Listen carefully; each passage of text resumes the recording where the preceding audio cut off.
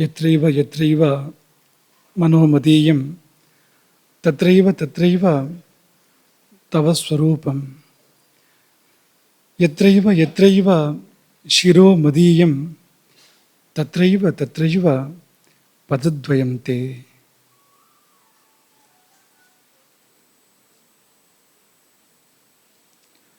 ಅನ್ನಪೂರ್ಣೆ ಸದಾ ಪೂರ್ಣೆ ಶಂಕರ ಪ್ರಾಣವಲ್ಲಭೆ ಜ್ಞಾನ ವೈರಾಗ್ಯ ಸಿದ್ಧ್ಯರ್ಥಂ ಭಿಕ್ಷಾಂ ದೇಹಿ ಚ ಪಾರ್ವತಿ.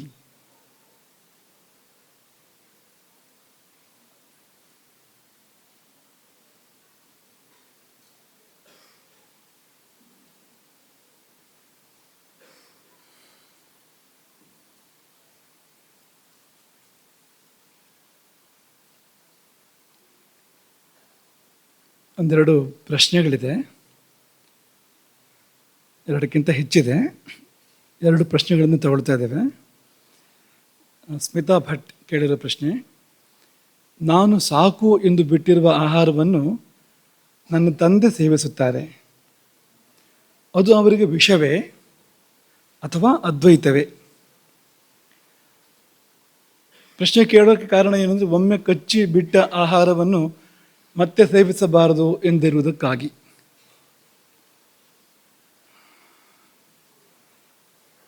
ಈಗ ಅಂಥ ತಳಿಗಳು ಜಾಸ್ತಿ ಉಳಿದಿಲ್ಲ. ಆದರೆ ಹಳೆಯ ತಾಯಂದಿರನ್ನು ಕೇಳಿದರೆ, ಮಹಿಳೆಯರನ್ನು ಕೇಳಿದರೆ, ವಯಸ್ಸಾದವ್ರನ್ನ ಕೇಳಿದರೆ ಅವ್ರು ಹೇಳ್ತಾರೆ, ಗಂಡ ಊಟ ಮಾಡಿದ ನಂತರ ತಾನು ಹೆಂಡತಿ ಊಟ ಮುಂದುವರಿಸೋದನ್ನು ತನ್ನ ಅತ್ತೆಯೋ ಅಮ್ಮನೋ ಅಜ್ಜಿಯೋ ಮಾಡ್ತಾ ಇದ್ದಿದ್ದನ್ನೆಲ್ಲ ಪ್ರಸ್ತಾಪ ಮಾಡ್ತಾರೆ. ಅವರು ಹೇಳಿಕೊಡ್ತಾ ಇದ್ರು ಕೂಡ ಅದನ್ನು ಅದೇ ರೀತಿಯಲ್ಲಿ. ಯಾಕೆಂದರೆ ಗಂಡ ಹೆಂಡರ ಮಧ್ಯೆ ಎಂಜಲಿಲ್ಲ, ಅದು ಎರಡಲ್ಲ, ಒಂದೇ. ಒಂದೇ ಅಂತ ಆಗದೇ ಇದ್ದರೆ ಅದು ಮದುವೆನೇ ಅಲ್ಲ. ಅದು ನಿಜವಾಗಿ ಮದುವೆ ಹೌದು ಅಂತಾದರೆ ಅಲ್ಲೇನು ಭೇದ ಉಳಿದಿರೋದಿಲ್ಲ. ಹಾಗಾಗಿ ಅಲ್ಲಿ ಎಂಜಲಿನ ಪ್ರಶ್ನೆ ಇಲ್ಲ.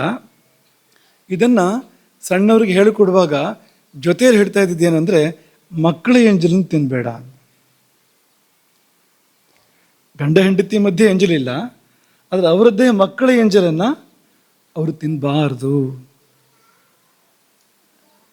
ಯಾಕೆಂದರೆ ಅದು ಬೇರೆಯೇ. ಅವ್ರದ್ದು ಮುಂದೆ ಮತ್ತೊಂದು ಸಂಸಾರ ಆಗತ್ತೆ, ಅದು ಗಂಡಾಗಲಿ ಹೆಣ್ಣಾಗಲಿ ಅವ್ರದ್ದೇ ಆದ ಸಂಸಾರ ಆಗತ್ತೆ. ಮುಂದೆ ಅಲ್ಲೊಂದು ಅದ್ವೈತ ಏರ್ಪಡುತ್ತೆ, ಅದು ಬೇರೆ ವಿಷಯ. ಅದು ಆದರೆ ಇವರ ಜೊತೆಗೆ ಆ ಬಗ್ಗೆ ಅದ್ವೈತ ಏರ್ಪಡೋದಿಲ್ಲ. ಕಾಡಿಗೆ ಹೊರಟು ನಿಂತಾಗ ರಾಮ ಸೀತೆ ತಾನು ಬರ್ತೇನೆ ಅಂತ ಹೇಳ್ತಾರೆ. ರಾಮ ಒಪ್ಕೊಳ್ಳೋದಿಲ್ಲ. ಸೀತೆ ಬರ್ತೇನೆ ಅಂತ ಹಠ ಹಿಡಿಯುವಾಗ ಆಡುವ ಒಂದು ಮಾತು, ಭರ್ತೃರ್ಭಾಗ್ಯಂತೂ ಭಾರ್ಯ ಈಕ ಅಂತ. ಗಂಡನ ಪಾಪ ಪುಣ್ಯಗಳನ್ನು ಯಾರಾದರೂ ಅನುಭವಿಸೋದಾದರೆ ಅದು ಹೆಂಡತಿ ಅಂತ. ನೇರವಾಗಿ ಗಂಡನ ಜಾತಕದ ಯೋಗಗಳು ಹೆಂಡತಿಗೆ ಬರ್ಬೋದು, ಹೆಂಡತಿ ಜಾತಕದ ಯೋಗಗಳು ಗಂಡನಿಗೆ ಬರ್ಬೋದು. ಈ ತರಹ ಉಳಿದವ್ರಿಗೆ ಆಗತ್ತೆ ಅಂತಿಲ್ಲ. ಅಲ್ಲೂ ಇದೆ ಆಂಶಿಕವಾಗಿ, ಆದರೆ ಈ ತರಹ ಆಗತ್ತೆ ಅಂತ ಇಲ್ಲ ಅದು. ಹಾಗಾಗಿ ಆ ಅದ್ವೈತ ತಂದೆ ಮಕ್ಕಳ ಮಧ್ಯೆ ಇರ್ಲಿಕ್ಕೆ ಸಾಧ್ಯ ಇಲ್ಲ, ಆ ರೀತಿಯ ಅದ್ವೈತ. ಹಾಗಾಗಿ ಅಲ್ಲಿ ಎಂಜಲನ್ನು ಪಾಲಿಸಬೇಕಾಗತ್ತೆ. ಹಾಗಾಗಿ ತಂದೆ ಎಂಜಲನ್ನು ಮಕ್ಕಳು ತಿನ್ನೋದಾಗಲಿ, ಮಕ್ಕಳ ಎಂಜಲನ್ನು ತಂದೆ ತಾಯಿಗಳು ತಿನ್ನೋದಾಗಲಿ ಮಾಡಬಾರ್ದು. ಹಾಗಾಗಿ ನೀನು ಸ್ಮಿತಾ ಆದಷ್ಟು ಅದಕ್ಕೆ ಅವಕಾಶ ಕೊಡಬೇಡ. ನಿನ್ನ ಎಂಜಲು ತಂದೆ ತಿನ್ನೋ ತರಹ ಮಾಡಬೇಡ. ಇನ್ನೊಂದು ಹರ್ಷಿತಾ, ರಾಜರಾಜೇಶ್ವರಿ ಗುರುಕುಲ ಕೇಳಿದ ಪ್ರಶ್ನೆ: ಹಿಂದಿನ ಯುಗಗಳಲ್ಲಿ ಆಗುವ ಮಹಾ ಅನರ್ಥಗಳನ್ನು ತಡೆಯಲು ಅವತಾರ ಪುರುಷರು ಆಗಮಿಸಿದ್ದರು. ಕೃತ, ತ್ರೇತ, ದ್ವಾಪರ ಯುಗಗಳಲ್ಲೆಲ್ಲ ಅವತಾರ ಪುರುಷರು ಬಂದು ಧರ್ಮೋದ್ಧಾರವನ್ನು ಮಾಡಿದರು. ಪರಿತ್ರಾಣಾಯ ಸಾಧೂನಾಂ ವಿನಾಶಾಯ ಚ ದುಷ್ಕೃತಾಂ ಧರ್ಮ ಸಂಸ್ಥಾಪನಾರ್ಥಾಯ ಅದನ್ನು ಮಾಡಿದರು. ಈ ಕಲಿಯುಗದಲ್ಲಿ ಆಗುತ್ತಿರುವ ಅನರ್ಥಗಳು ನಿಲ್ಲುವುದು ಯಾವಾಗ? ಯಾರಾದರೂ ಈ ಯುಗದಲ್ಲಿ ಅವತಾರ ತಾಳುತ್ತಾರೆಯೇ ಎನ್ನುವ ಒಂದು ಪ್ರಶ್ನೆ. ತಾಳುತ್ತಾರೆ ಅನ್ನೋದು ಉತ್ತರ ಅದಕ್ಕೆ. ತಾಳಿದ್ದಾರೆ. ಕಲಿಯುಗ ಪ್ರಾರಂಭ ಆದ ನಂತರ ಅನೇಕ ಅವತಾರ ಪುರುಷರ ಬಗ್ಗೆ ನಾವು ಈಗಲೇ ಕೇಳ್ತೇನೆ. ಈಗ ಈ ಮಠವನ್ನು ಯಾರು ಪ್ರಾರಂಭ ಮಾಡಿದರು ಅಂದರೆ ಶಂಕರಾಚಾರ್ಯರು. ಅದೇನು ಅಂದರೆ ಅದು ಶಿವನ ಅವತಾರ ಅಂತ ನಾವು ಹೇಳ್ತೇವೆ. ಅವರು ಅವತರಿಸಿ ಬಂದಾಗ ತುಂಬ ಒಂದು ವಿಕ್ಷಿಪ್ತ ಪರಿಸ್ಥಿತಿ ದೇಶದಲ್ಲಿತ್ತು ಅಂತ ನಾವು ಕೇಳ್ತೇವೆ. ಅವರು ಅದನ್ನು ಪರಿಹಾರ ಮಾಡಿದರು ಅಂತ ಕೇಳ್ತೇವೆ ನಾವು. ಧರ್ಮೋದ್ಧಾರವನ್ನು ಮಾಡಿದರು ಅಂತ. ಹಾಗೆ ಇತ್ತೀಚಿನವರೆಗೂ ಈಗಲೂ ಮುಂದೆಯೂ ಕೂಡ ಅಂಥ ಅವತಾರಗಳು ಸಂಭವಿಸ್ತಾನೆ ಇರ್ತವೆ. ಅವು ಎಷ್ಟು ಜನ ಗುರುತಿಸ್ತಾರೆ, ಅದನ್ನು ಎಷ್ಟು ಜನ ಒಪ್ಕೊಳ್ತಾರೆ, ಎಷ್ಟು ಜನ ಅದರ ಲಾಭವನ್ನು ಪಡ್ಕೊಳ್ತಾರೆ ಅನ್ನೋದು ಅವರವರ ಹಣೆಬರಹ ಯೋಗ್ಯತೆ ಮೇಲೆ ನಿಂತಿರುವಂಥದ್ದು. ಆದರೆ ಅವತಾರಗಳು ಆಗ್ತಾನೆ ಇರ್ತವೆ. ಆದರೆ ಕಲಿಯುಗ ಆಗೋದ್ರಿಂದ ಅದು ಬಲು ಬೇಗ ಮತ್ತೆ ಹಾಳಾಗ್ತದೆ. ಶಂಕರಾಚಾರ್ಯರ ಅವತಾರ ಆಗಿ ಎಷ್ಟು ಕಾಲ ಆಯ್ತು ಈಗ, ಇಷ್ಟು ಬೇಗ ನೋಡಿ ಎಂಥ ಪರಿಸ್ಥಿತಿ ಇದೆ, ಮತ್ತೂ ಗಂಭೀರ ಪರಿಸ್ಥಿತಿ ಇದೆ ಇವತ್ತು. ಹಾಗಾಗ್ತಾ ಇರುತ್ತೆ ಅದು ಅಂತ ಮತ್ತೆ ಸರಿ ಮಾಡ್ತಾ ಇರಬೇಕು. ಒಂದು ಹಂತ ಬಂದಾಗ, ಕಲಿಯುಗದ ಕೊನೆ ಭಾಗ ಬಂದಾಗ, ಈ ತೇಪೆ ಹಾಕಿ ಹಾಕಿ ಸಾಕು ಅಂತ ದೇವರಿಗೂ ಕಂಡಾಗ, ಕೊಡ ತೂತಾದಾಗ ತೇಪೆ ಹಾಕೋದು ಅಲ್ವಾ. 1 ಆಯಿತು, 2 ಆಯಿತು, 5 ಆಯಿತು, 10 ಆಯಿತು, 20 ಆಯಿತು, ಮತ್ತೂ ತೂತಾಗ್ತಾ ಇದೆ ಅಂದರೆ ಕೊಡವನ್ನು ತಟ್ಟಿ ಕುಟ್ಟಿ ಕರಗಿಸಿ ಹೊಸ ಕೊಡ ಮಾಡೋದು ಅಂತ. ಹಾಗೆ ಮಿತಿಮೀರಿದಾಗ, ಯುಗದ ಕೊನೆ ಬಂದಾಗ, ಇದು ಇನ್ನೂ ಸರಿ ಮಾಡೋದಲ್ಲ ಅನ್ನೋ ಸಂದರ್ಭ ಕಂಡಾಗ ಯುಗ ಮುಗಿಯುತ್ತೆ, ಪ್ರಳಯ ಆಗುತ್ತೆ, ಹೊಸ ಯುಗ ಪ್ರಾರಂಭ ಆಗುತ್ತೆ. ಆಗ ಅಲ್ಲಿವರೆಗೂ ಅವತಾರಗಳು ಬರ್ತಾನೆ ಇರ್ತವೆ. ಕೆಲವು ಅಂದರೆ ಈಗ ದಶಾವತಾರಗಳು ಅಂತಂದರೆ ಅದು ಉಲ್ಲೇಖನೀಯವಾದ ಕೆಲವು, ಪ್ರಸಿದ್ಧವಾದ ಕೆಲವು ಅನ್ನೋ ಅರ್ಥದಲ್ಲಿ ಮಾತ್ರ. ಅದು ಬಿಟ್ಟು ಬೇರೆ ಅವತಾರಗಳಿಲ್ಲ ಅನ್ನೋ ಅರ್ಥ ಅಲ್ಲ. ದಶಾವತಾರಗಳು ವಿಷ್ಣುವಿನದ್ದು ಮಾತ್ರ. ಶಿವನದ್ದು 24 ಅವತಾರಗಳನ್ನು ಹೇಳ್ತಾರೆ. ಅದೇ ರೀತಿಯಲ್ಲಿ ಅದು 24 ಅಲ್ಲ, ಇನ್ನೂ ಹೆಚ್ಚಿರ್ಬೋದು, ಹೆಚ್ಚಿರ್ತವೆ ಇನ್ನೂ ಕೂಡ.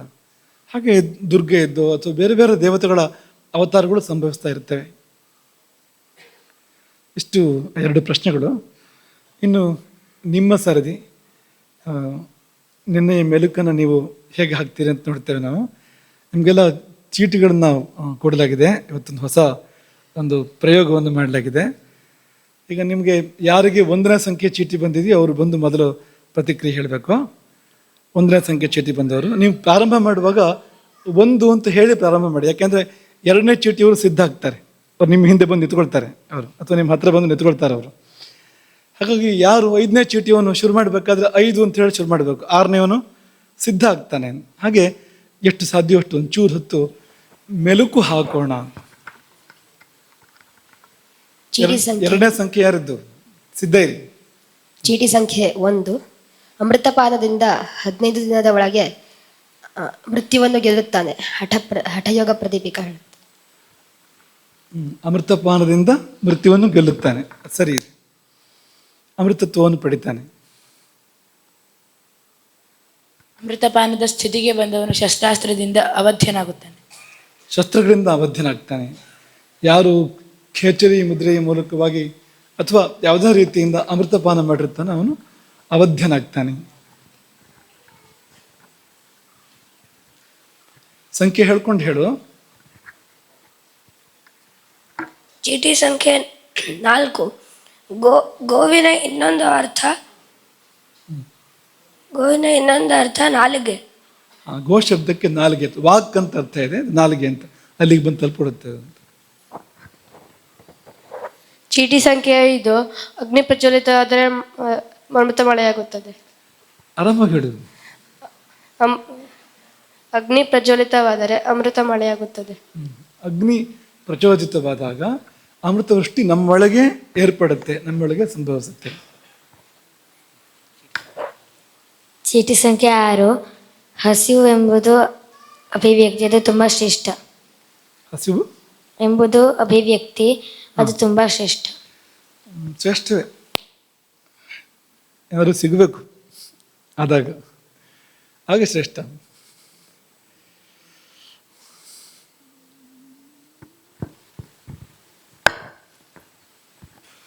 ಚೀಟಿ ಸಂಖ್ಯೆ 8. ಯಾವ ಪಾಪಕ್ಕೆ ಪರಿಹಾರ 8 ಅಂತ ಹೇಳಿ ಸಾಕು, ಚೀಟಿ ಸಂಖ್ಯೆ ಅಂತ ಹೇಳ್ಬೇಕಾಗಿಲ್ಲ, ಸುಮ್ಮನೆ ಅಕ್ಷರಗಳು ವ್ಯರ್ಥ ಆಗತ್ತೆ. 8 ಅಂತ ಹೇಳಿ ಶುರು ಮಾಡಿದ್ರೆ ಮುಗಿತು. ಯಾವ ಪಾಪಕ್ಕೆ ಪರಿಹಾರವಿಲ್ಲವೋ ಅಂತಹ ಪಾಪವನ್ನು ಖೇಚರಿ ವಿದ್ಯೆ ನಾಶ ಮಾಡುತ್ತದೆ. ಹೌದು, ಮಹಾಪಾತಕಗಳು ಅಂತ ಹೇಳ್ತಾರಲ್ಲ, ಪಂಚ ಮಹಾಪಾತಕಗಳು ಅಂತ, ಅವುಗಳನ್ನು ಕೂಡ ನಾಶ ಮಾಡುವ ಶಕ್ತಿ ಖೇಚರಿ ಮುದ್ರೆಗೆ ಇದೆ.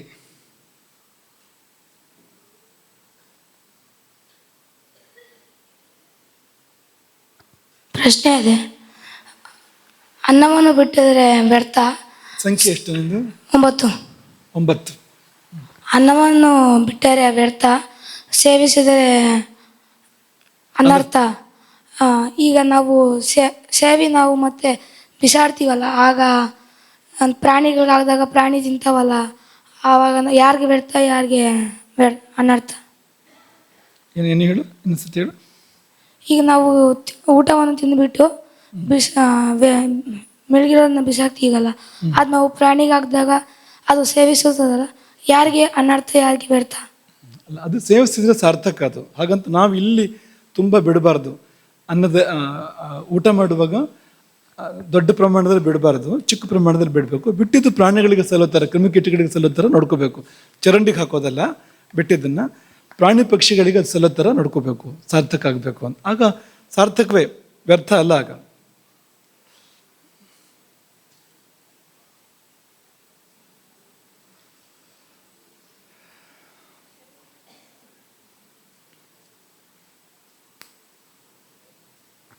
ಶರೀರಕ್ಕೆ ಅಗ್ನಿಶಕ್ತಿ ಇಲ್ಲ ಅಂದರೆ ಕಿಟ್ಟಬೇಕು. ಶರೀರಕ್ಕೆ ಅಗ್ನಿಶಕ್ತಿ ಇಲ್ಲ ಅಂದರೆ ಕಿಟ್ಟಬೇಕು. ಕಿಟ್ಟಬೇಕು, ಕಿಟ್ಟಬೇಕು ಅಂದ್ರೇನು? ಬಿಡಿಸಿ ಹೇಳು. ಶರೀರಕ್ಕೆ ಅಗ್ನಿಶಕ್ತಿ ಇಲ್ಲ ಅಂದರೆ ಕಿಟ್ಟಬೇಕು. ಕಿಟ್ಟಬೇಕು, ಕಿಟ್ಟ ಬೇಡ, ಬೇಡದಿರೋದಕ್ಕೆ ಕಿಟ್ಟ ಅಂತ ಹೆಸರು. ಸಾರ ಕಿಟ್ಟ ಅಂತ ಎರಡು ಭಾಗ ಆಹಾರದಲ್ಲಿ. ಅದರಲ್ಲಿ ಸಾರ ಅನ್ನೋದು ಬೇಕಾಗುವಂಥದ್ದು, ಕಿಟ್ಟ ಅನ್ನೋದು ಬೇಡವಾಗಿರೋದು. ಅಗ್ನಿ ಆ ಕಿಟ್ಟವನ್ನು ಬೇರೆ ಮಾಡಿ ಹೊರಗೆ ಕಳ್ಸೋಕ್ಕೆ ವ್ಯವಸ್ಥೆ ಮಾಡಿಕೊಡುತ್ತೆ. ಅಗ್ನಿ ಚೆನ್ನಾಗಿಲ್ಲದೆ ಇದ್ದರೆ, ಜೀರ್ಣಶಕ್ತಿ ಚೆನ್ನಾಗಿಲ್ಲದೆ ಇದ್ದರೆ ಬೇಕಾಗಿರೋದು ಕೂಡ ಹೊರಗೆ ಹೋಗ್ತಾ ಇರುತ್ತೆ. ಇಷ್ಟು ಅದ್ರ ವಿಷಯ.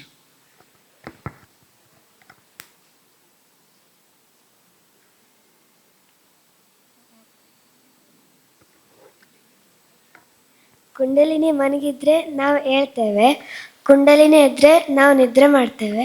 ಅದು ಯಾವ ನಿದ್ರೆ ಅಂದರೆ ಯೋಗ ನಿದ್ರೆ. ಸರಿ ಇದೆ, ಚೆನ್ನಾಗೂ ಇದೆ. ಅಷ್ಟು ನಮಗೂ ಕುಂಡಲಿನಿಗೂ ಆ ರೀತಿ ಒಂದು ಬಾಂಧವ್ಯ ಇದೆ. ಅದು ಮಲಗಿದ್ರೆ ನಾವು ಹೇಳೋದು, ಅದು ಎದ್ದರೆ ನಾವು ಮಲಗ್ತೇವೆ ಅಂದರೆ ಯಾವ ನಿದ್ರೆ ಅಂದರೆ ಅಜಾಡ್ಯ ನಿದ್ರೆ, ಯೋಗ ನಿದ್ರೆಯನ್ನು, ಧ್ಯಾನ ಸ್ಥಿತಿಯನ್ನು ಹೊಂದ್ತಾನೆ ಮನುಷ್ಯ ಕುಂಡಲಿನಿ ಜಾಗೃತಗೊಂಡಾಗ. ಸರಿ, ಚೆನ್ನಾಗಿ ಹೇಳಿದೆ. ನಿನ್ನ ವಯಸ್ಸಿಗೆ ಅದು ವಿಶೇಷ ಆಯಿತು. ನಿತ್ಯಂ ಸೋಮಕಲಾಪೂರ್ಣಂ ಶರೀರಂ ಯಸ್ಯ ಯೋಗಿನಃ ತಕ್ಷಕೇಣಾಪತಿಷ್ಠಸ್ಯ ವಿಷಂ ತಸ್ಯ ನ ಸರ್ಪತಿ ಅಂತ.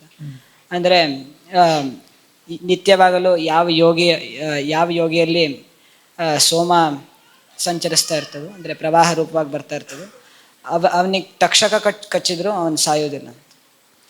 ನಮ್ಮೊಳಗಿನ ಚಂದ್ರಮಂಡಲದಿಂದ ಸುರಿಯುವ ಅಮೃತವನ್ನು ಯಾರು ಸದುಪಯೋಗ ಮಾಡಿ ತನ್ನ ಇಡೀ ಶರೀರ, ಮನಸ್ಸು ಎಲ್ಲಕ್ಕೂ ಅದನ್ನು ಅದು ಅಪ್ಲಾವಿತವಾಗುವಂತೆ ಮಾಡ್ಕೊಳ್ತಾನೋ ಅವನಿಗೆ ತಕ್ಷಕ ಕಚ್ಚುರು ಏನಾಗೋದಿಲ್ಲ, ವಿಷ ಅವನನ್ನು ಏನು ಮಾಡೋದಿಲ್ಲ ಅನ್ನೋ ಅರ್ಥದಲ್ಲಿ ಹೇಳ್ತಾ ಇರುವಂಥದ್ದು. ಅದು ಯಾಕೆಂದ್ರೆ ಅಮೃತ ಕುಡಿದಿರ್ತಾನೆ ಅಂತ. ಹೀಗೆ ಹಿಡ್ಕೊ, ಅಡ್ಡ ಹಿಡ್ಕೊ, ಅಡ್ಡ ಹಿಡ್ಕೊ. ಸಂಖ್ಯೆ 12. ನೀವು ಸವಿತಾ ಅಂದಿದ್ರಿ, ಸಂಸ್ಕೃತದಲ್ಲಿ ಪುಲ್ಲಿಂಗ ಅಂತ, ಮತ್ತು ಸವಿತಾದ ಅರ್ಥ ಸೂರ್ಯ. ಸರಿ. ಹೆಸರು ಇಡುವಾಗ ಕೆಲವು ಸರಿ ಏನಾಗುತ್ತೆ ಅಂದರೆ, ಹೆಣ್ಮಕ್ಳಿಗೂ ಹೆಸರು ಇಡ್ತಾ ಇದ್ದಾರೆ, ಇಡಬೇಕಾಗಿದ್ದು ಪುರುಷರಿಗೆ ಆ ಹೆಸರನ್ನು, ಸವಿತಾ ಅನ್ನೋದು. ಪುಲ್ಲಿಂಗ, ಅರ್ಥ ಕೂಡ ಸೂರ್ಯ ಅಂತ. ಅದು ಪುನ್ ದೇವತೆ, ಪುರುಷ ದೇವತೆ.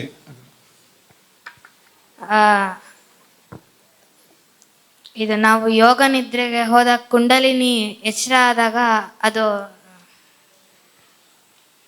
ಸುಷುಮ್ನ ನಾಡಿ ಹಿಡಿದಿಟ್ಕೊಂಡಿರುತ್ತೆ. ಅದನ್ನು ತೆಗೆದು ಅದರೊಳಗಡೆ ಹೋಗುತ್ತೆ, ಆ ದ್ವಾರದೊಳಗಡೆ ಹೋಗಿ ಕೊನೆಗೆ ಅದು ಮೇಲೆ ಬಂದು ಸೋಮಪಾನವನ್ನು ಮಾಡಿ ಆಮೇಲೆ ಎಲ್ಲ ಜೀವಕ್ಕೂ ಕೊಡುತ್ತೆ. ಸರಿಯಾಗಿ ಹೇಳಿದೆಯೇ. ಅದು ಮಲಗಿದ್ದಾಗ ಸುಷುಮ್ನಾ ನಾಡಿಯ ದ್ವಾರವನ್ನು ಕಚ್ಚಿಕೊಂಡು ಮಲಗಿರುತ್ತೆ. ಅದರ ಬಾಯೊಳಗಿರುತ್ತೆ ಸುಷುಮ್ನಾ ದ್ವಾರ, ಹಾಗಾಗಿ ಒಳಗೆ ಯಾರು ಹೋಗೋಕ್ಕೆ ಸಾಧ್ಯನೇ ಇಲ್ಲ, ದ್ವಾರ ಬಂಧ ಆಗಿರುತ್ತೆ. ಎಚ್ಚರ ಆದಾಗ ಅದು ಆ ಕಚ್ಕೊಂಡಿದ್ದನ್ನು ಬಿಟ್ಟು ತಾನೇ ಅದರೊಳಗೆ ಹೋಗುತ್ತೆ. ವ್ಯತ್ಯಾಸ ಏನು ಅಂದರೆ, ಕುಂಡಲಿನಿ ಮಲಗಿದ್ದಾಗ ಅದರ ಬಾಯಲ್ಲಿ ಸುಷುಮ್ನಾ, ಅದರೊಳಗೆ ಸುಷುಮ್ನಾ.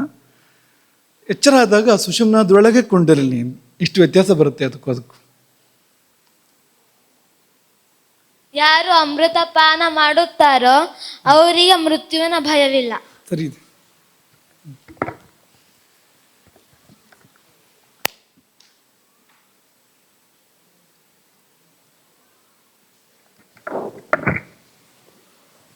16 ನಮ್ಮೊಳಗೆ 2 ಮಂಡಲ ಇರುತ್ತೆ ಅಂದಿದ್ರಿ, ಅದು ಸೂರ್ಯಮಂಡಲ ಚಂದ್ರಮಂಡಲ. ಸರಿ, ಸೂರ್ಯಮಂಡಲ ಚಂದ್ರಮಂಡಲ ಎರಡೂ ನಮ್ಮೊಳಗಿದೆ. ಕೆಲವು ಸಾರಿ ಬಿಸಿ ಇರ್ತೀವಿ ನಾವು, ಕೆಲವು ಸಾರಿ ತಂಪಿರ್ತೀವಿ ಅಲ್ವಾ, ಅದೇ ಕಾರಣಕ್ಕೆ ಅದು. ಸಂಖ್ಯೆ 18 ವಿಪರೀತ ಕರಣಿ ಮಾಡಿ ಆದ್ಮೇಲೆ ಹಸು ತುಂಬ ಆಗುತ್ತೆ. ಅದಕ್ಕೆ ಮೊದಲನೇ ದಿನ ಒಂದು ಕ್ಷಣ, ಎರಡನೇ ದಿನ 2 ಕ್ಷಣ, ಹಾಗೆ ಸರಿ, ಒಂದು ಯಾಮ ನಮ್ಗೆ ಮಾಡೋಕ್ಕಾಗೋಷ್ಟೊತ್ತು ನಾವು ಮಾಡಬೇಕು. ಒಂದು ಯಾಮ ಸುಖವಾಗಿ ಮಾಡೋಕೆ ಬಂದರೆ ಸಿದ್ಧಿ ಆಯಿತು, ಒಂದು ಯಾಮ ಅದೇ ಸ್ಥಿತಿಯಲ್ಲಿ ಸುಖವಾಗಿ ಇರೋಕ್ಕೆ ಬಂದರೆ ಸಿದ್ಧಿ ಆಯಿತು ಅಂತ ಅರ್ಥ. ಅದು ಇಷ್ಟು ಇಟ್ಕೊಳ್ಳೋಣ ಇವತ್ತು. ನಿನ್ನೆ ನಿಮಗೆ ರಾಮನ ಬಗ್ಗೆ ಹೇಳಿದ್ವು, ಆ ಶ್ಲೋಕ ಇವತ್ತು ಅದನ್ನು ನೆನಪು ಮಾಡ್ತಿರೋದು ನಿಮಗೆ. ಅದು ಎಷ್ಟು ದೊಡ್ಡದಿತ್ತು, ದುಂದುಭಿಯ ಅಸ್ಥಿಪಂಜರ ಅಂದರೆ ಗಿರಿಕೂಟೋಪಮೋ ಮಹಾನ್, ಗಿರಿಕೂಟದಷ್ಟು ದೊಡ್ಡದಾಗಿತ್ತು. ಗಿರಿಕೂಟೋಪಮೋ ಮಹಾನ್ ಅನ್ನೋದು ರಾಮಾಯಣದ ಉಲ್ಲೇಖ. ಅದನ್ನು ಎತ್ತೋಕ್ಕೆ ವಾಲಿ ಸ್ವಲ್ಪ ಕಷ್ಟಪಟ್ಟು ಎತ್ತಾ ಇದ್ದಂತೆ ಯಕ್ಷಗಾನದ ಪದ್ಯ ಇದೆ, ನಿನ್ನೆ ಚೂರು ಹೇಳಿದ್ವಲ್ವಾ. ದುಂದುಭಿಯ ಒಡಲ ಧರೆಯಿಂದ ಲಮರೇಂದ್ರ ಸುತ, ಒಂದು ಮೊಳವನು ಸಾಹಸದಿಂದಲೆತ್ತುವನು. ಸುಗ್ರೀವನ ಮಾತು ಇದು ರಾಮನಿಗೆ. ದುಂದುಭಿಯ ಒಡಲು ಅಂದರೆ ಅಸ್ಥಿಪಂಜರ. ದುಂದುಭಿಯ ಒಡಲ ಧರೆಯಿಂದಲಿ ಅಮರೇಂದ್ರ ಸುತ. ಯಾರು ಅಮರೇಂದ್ರ ಸುತ? ವಾಲಿ, ಇಂದ್ರನ ಮಗ ಅಲ್ವಾ. ಧರೆಯಿಂದ ಅಮರೇಂದ್ರ ಸುತ ಒಂದು ಮೊಳವನು ಸಾಹಸದಿಂದಲೆತ್ತುವನು. ಸಾಹಸದಿಂದ ಒಂದು ಮೊಳ ಎತ್ತುತ್ತಾನೆ ವಾಲಿ ಅಂತ ಯಕ್ಷಗಾನದ ಪದ. ಸುಗ್ರೀವ ಹೇಳೋದು, ಇಂದು ನೀನೆತ್ತಿದರೆ, ರಾಮನಿಗೆ ಸುಗ್ರೀವ ಹೇಳೋದು, ಇಂದು ನೀನೆತ್ತಿದರೆ ಸಂದೇಹ ಹೋಗಿ ಬಳಿ ಕೊಂದೆ ಮತದಿಂದ ನಿಂದು ಪೇಳಿದನು. ಸುಗ್ರೀವ ರಾಮನಿಗೆ ಹೇಳಿದ ಆ ರೀತಿಯಲ್ಲಿ ಅಂತ.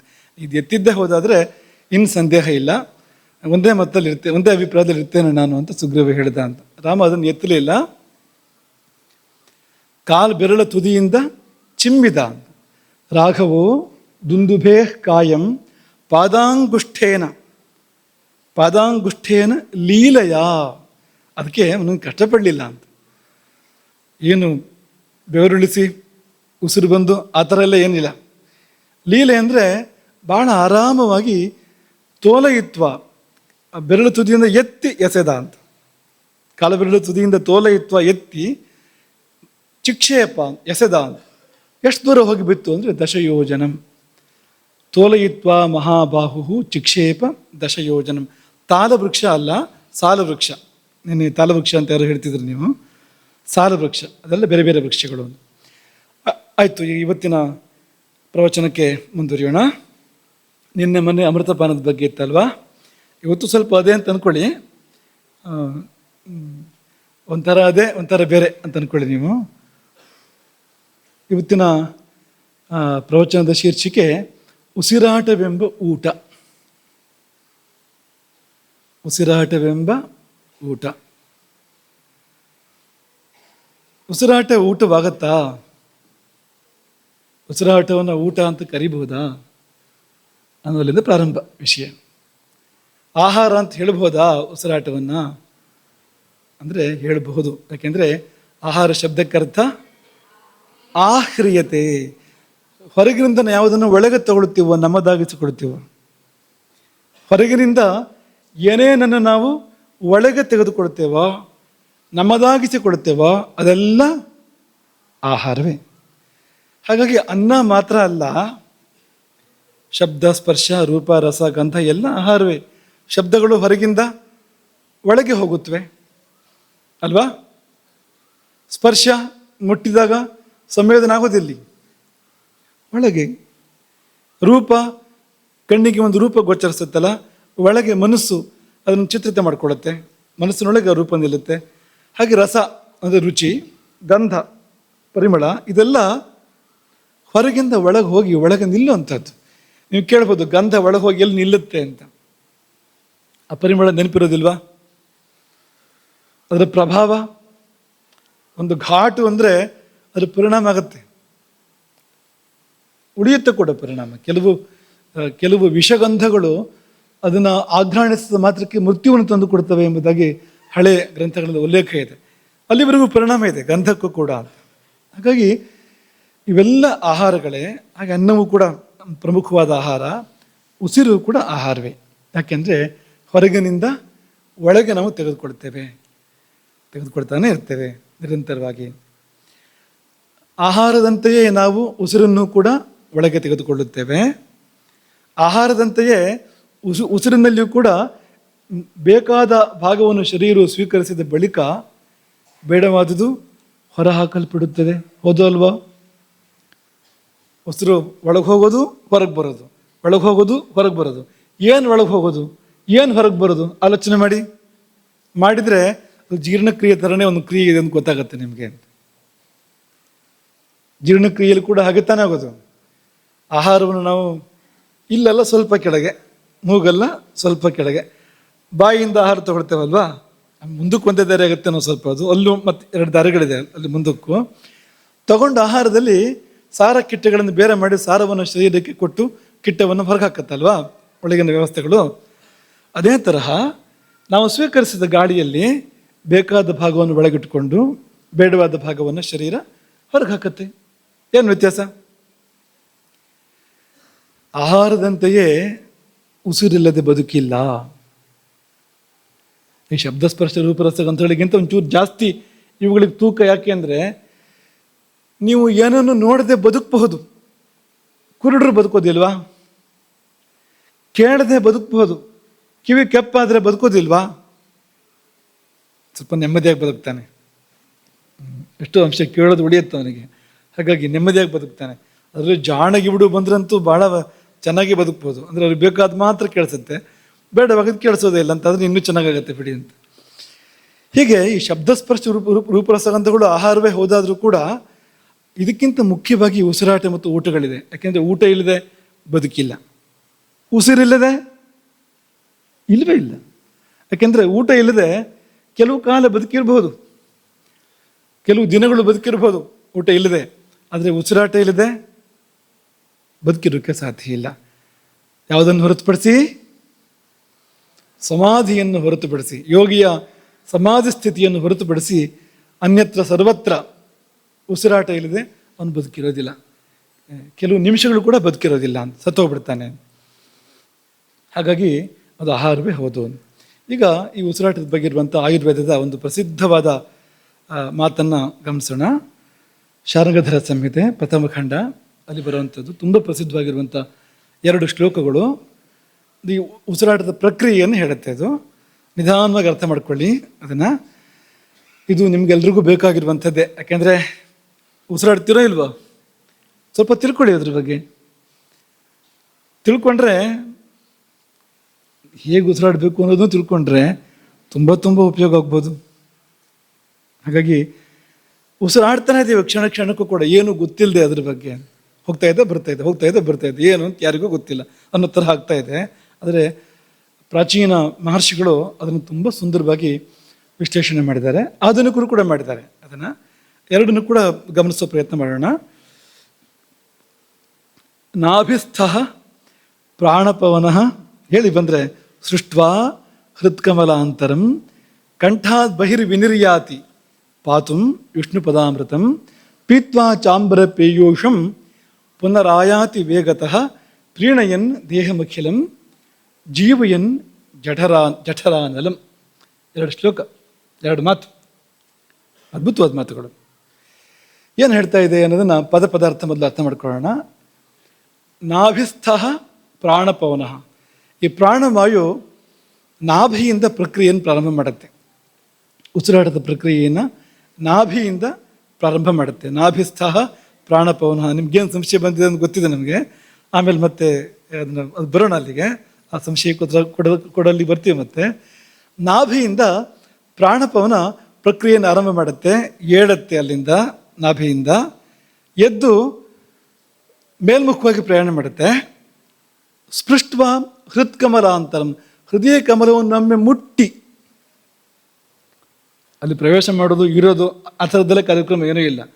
ಹೃದಯ ಕಮಲವನ್ನೊಮ್ಮೆ ಮುಟ್ಟಿ, ಹೃದಯ ಕಮಲ ಗೊತ್ತಲ್ವ ನಿಮಗೆ, ಅಧೋಮುಖಂಚ ಹೃತ್ಪದ್ಮಂ ಗೊತ್ತಲ್ವಾ? ಇಲ್ಲೊಂದು ಅಧೋಮುಖವಾದ ಕಮಲದ ಮೊಗ್ಗೆ ಇದೆ ಅಥವಾ ಆಕಾರದಲ್ಲಿ ಹೃದಯ ಇದೆ ಅಂತ ಕೇಳ್ತೀವಲ್ಲ ನಾವು. ಅದು ದೈವಿಕವಾಗಿ ಕೂಡ ಇದೆ. ಅದು ಕೇವಲ ಮಾಂಸಖಂಡದ ರೂಪದಲ್ಲಿ ಮಾತ್ರ ಅಲ್ಲ, ದೈವಿಕ ದರ್ಶನ ಕೂಡ ಇದೆ ಅದಕ್ಕೆ ಅಂತ ಹಿಂದೆ ಪ್ರಸ್ತಾಪ ಮಾಡಿದ್ದಿತ್ತು. ಈ ಹೃತ್ಕಮಲವನ್ನು ಒಮ್ಮೆ ಮುಟ್ಟಿ ಮೇಲಕ್ಕೆ ಬಂದು ಕಂಠದ ಮೂಲಕ ಹೊರಗೆ ಬರುತ್ತೆ.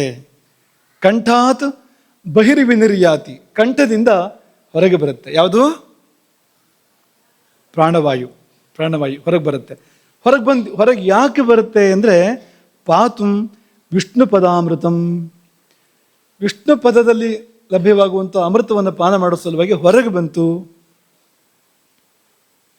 ವಿಷ್ಣು ಪದ ಅಂದರೆ ಏನು? ಆಕಾಶ. ವಿಷ್ಣು ಪದ ಎಂದರೆ ಆಕಾಶಕ್ಕೆ ಮತ್ತೊಂದು ಶಬ್ದ ಅದು. ಹಾಗಾಗಿ ಆಕಾಶದಲ್ಲಿ ಒಂದು ಅಮೃತ ಇದೆ. ಈ ಬಾಹ್ಯಾಕಾಶ ಇದೆಯಲ್ಲ, ಇಲ್ಲೂ ಕೂಡ ಒಂದು ಅಮೃತ ಇದೆ. ಏನದು ಅಮೃತ? ಶುದ್ಧ ಗಾಳಿ. ಅಮೃತ ಅಲ್ಲದೆ ಮತ್ತೇನೆ ಸತ್ತೋಗ್ತಾರೆ ಅದು ಸಿಗದೇ ಇದ್ರೆ. ಅದು ಸಿಕ್ಕಿದ್ರೆ ನಾವು ಬದುಕ್ತೀವಿ, ಅಮೃತ. ಸತ್ತಿಲ್ಲ ಅಂತ ಆಗ್ತೀವಿ ನಾವು, ಸಿಗದೇ ಇದ್ರೆ ಮೃತ ಅಂತ ಆಗ್ತೀವಿ. ಎಷ್ಟು ವ್ಯತ್ಯಾಸ ಇದೆ. ಹಾಗಾಗಿ ವಿಷ್ಣು ಪದದಲ್ಲಿ ಆಕಾಶದಲ್ಲಿ ಇರುವಂಥ ಅಮೃತವನ್ನು ಕುಡಿಯುವ ಸಲುವಾಗಿ ಅದು ಹೊರಗೆ ಬರುತ್ತೆ. ಪ್ರಾಣವಾಯು ಹೊರಗೆ ಬರುತ್ತೆ, ಅದು ನಿಶ್ವಾಸ. ಹೊರಗೆ ಬಂದ ಪ್ರಾಣವಾಯು ಪೀತ್ವಾ ಚಾಂಬರ ಪೀಯೂಷಂ, ಹೊರಗೆ ಬಂದ ಪ್ರಾಣವಾಯು ಅಂಬರ ಪೀಯೂಷವನ್ನು. ಅಂಬರ ಪೀಯೂಷ ಅಂದರೆ ಆಕಾಶದ ಅಮೃತ. ಅಂಬರ ಪೀಯೂಷ, ಆಕಾಶದ ಅಮೃತ. ಏನದು? ಗಾಳಿ, ಶುದ್ಧ ಗಾಳಿ. ಆ ಶುದ್ಧ ಗಾಳಿಯನ್ನು ಪೀತ್ವಾ, ಕುಡಿದು ಪುನರಾಯಾತಿ ವೇಗತಃ, ಬೇಗ ಬೇಗ ವಾಪಸ್ ಬರುತ್ತಂತೆ. ಯಾಕಂದರೆ ಆಸಾಮಿಗೆ ಹೋಗ್ಬಿಡ್ತಾನೆ. ಬೇಗ ಬೇಗ ಬರದೇ ಇದ್ರೆ, ನಿಧಾನಕ್ಕೆ ಬಂದು ಒಂದು ಊಟ ಮಾಡಿ ನಿದ್ದೆ ತೆಗೆದು ಬರ್ತೀನಿ ಅಂತಂದರೆ ಇಲ್ಲಿ ಇವನು ಇರೋದಿಲ್ಲ, ಜನ ಇರೋದಿಲ್ಲ. ಹಾಗಾಗಿ ವೇಗತಃ, ಕೂಡಲೇ ವಾಪಸ್ ಬರುತ್ತೆ ಅದು.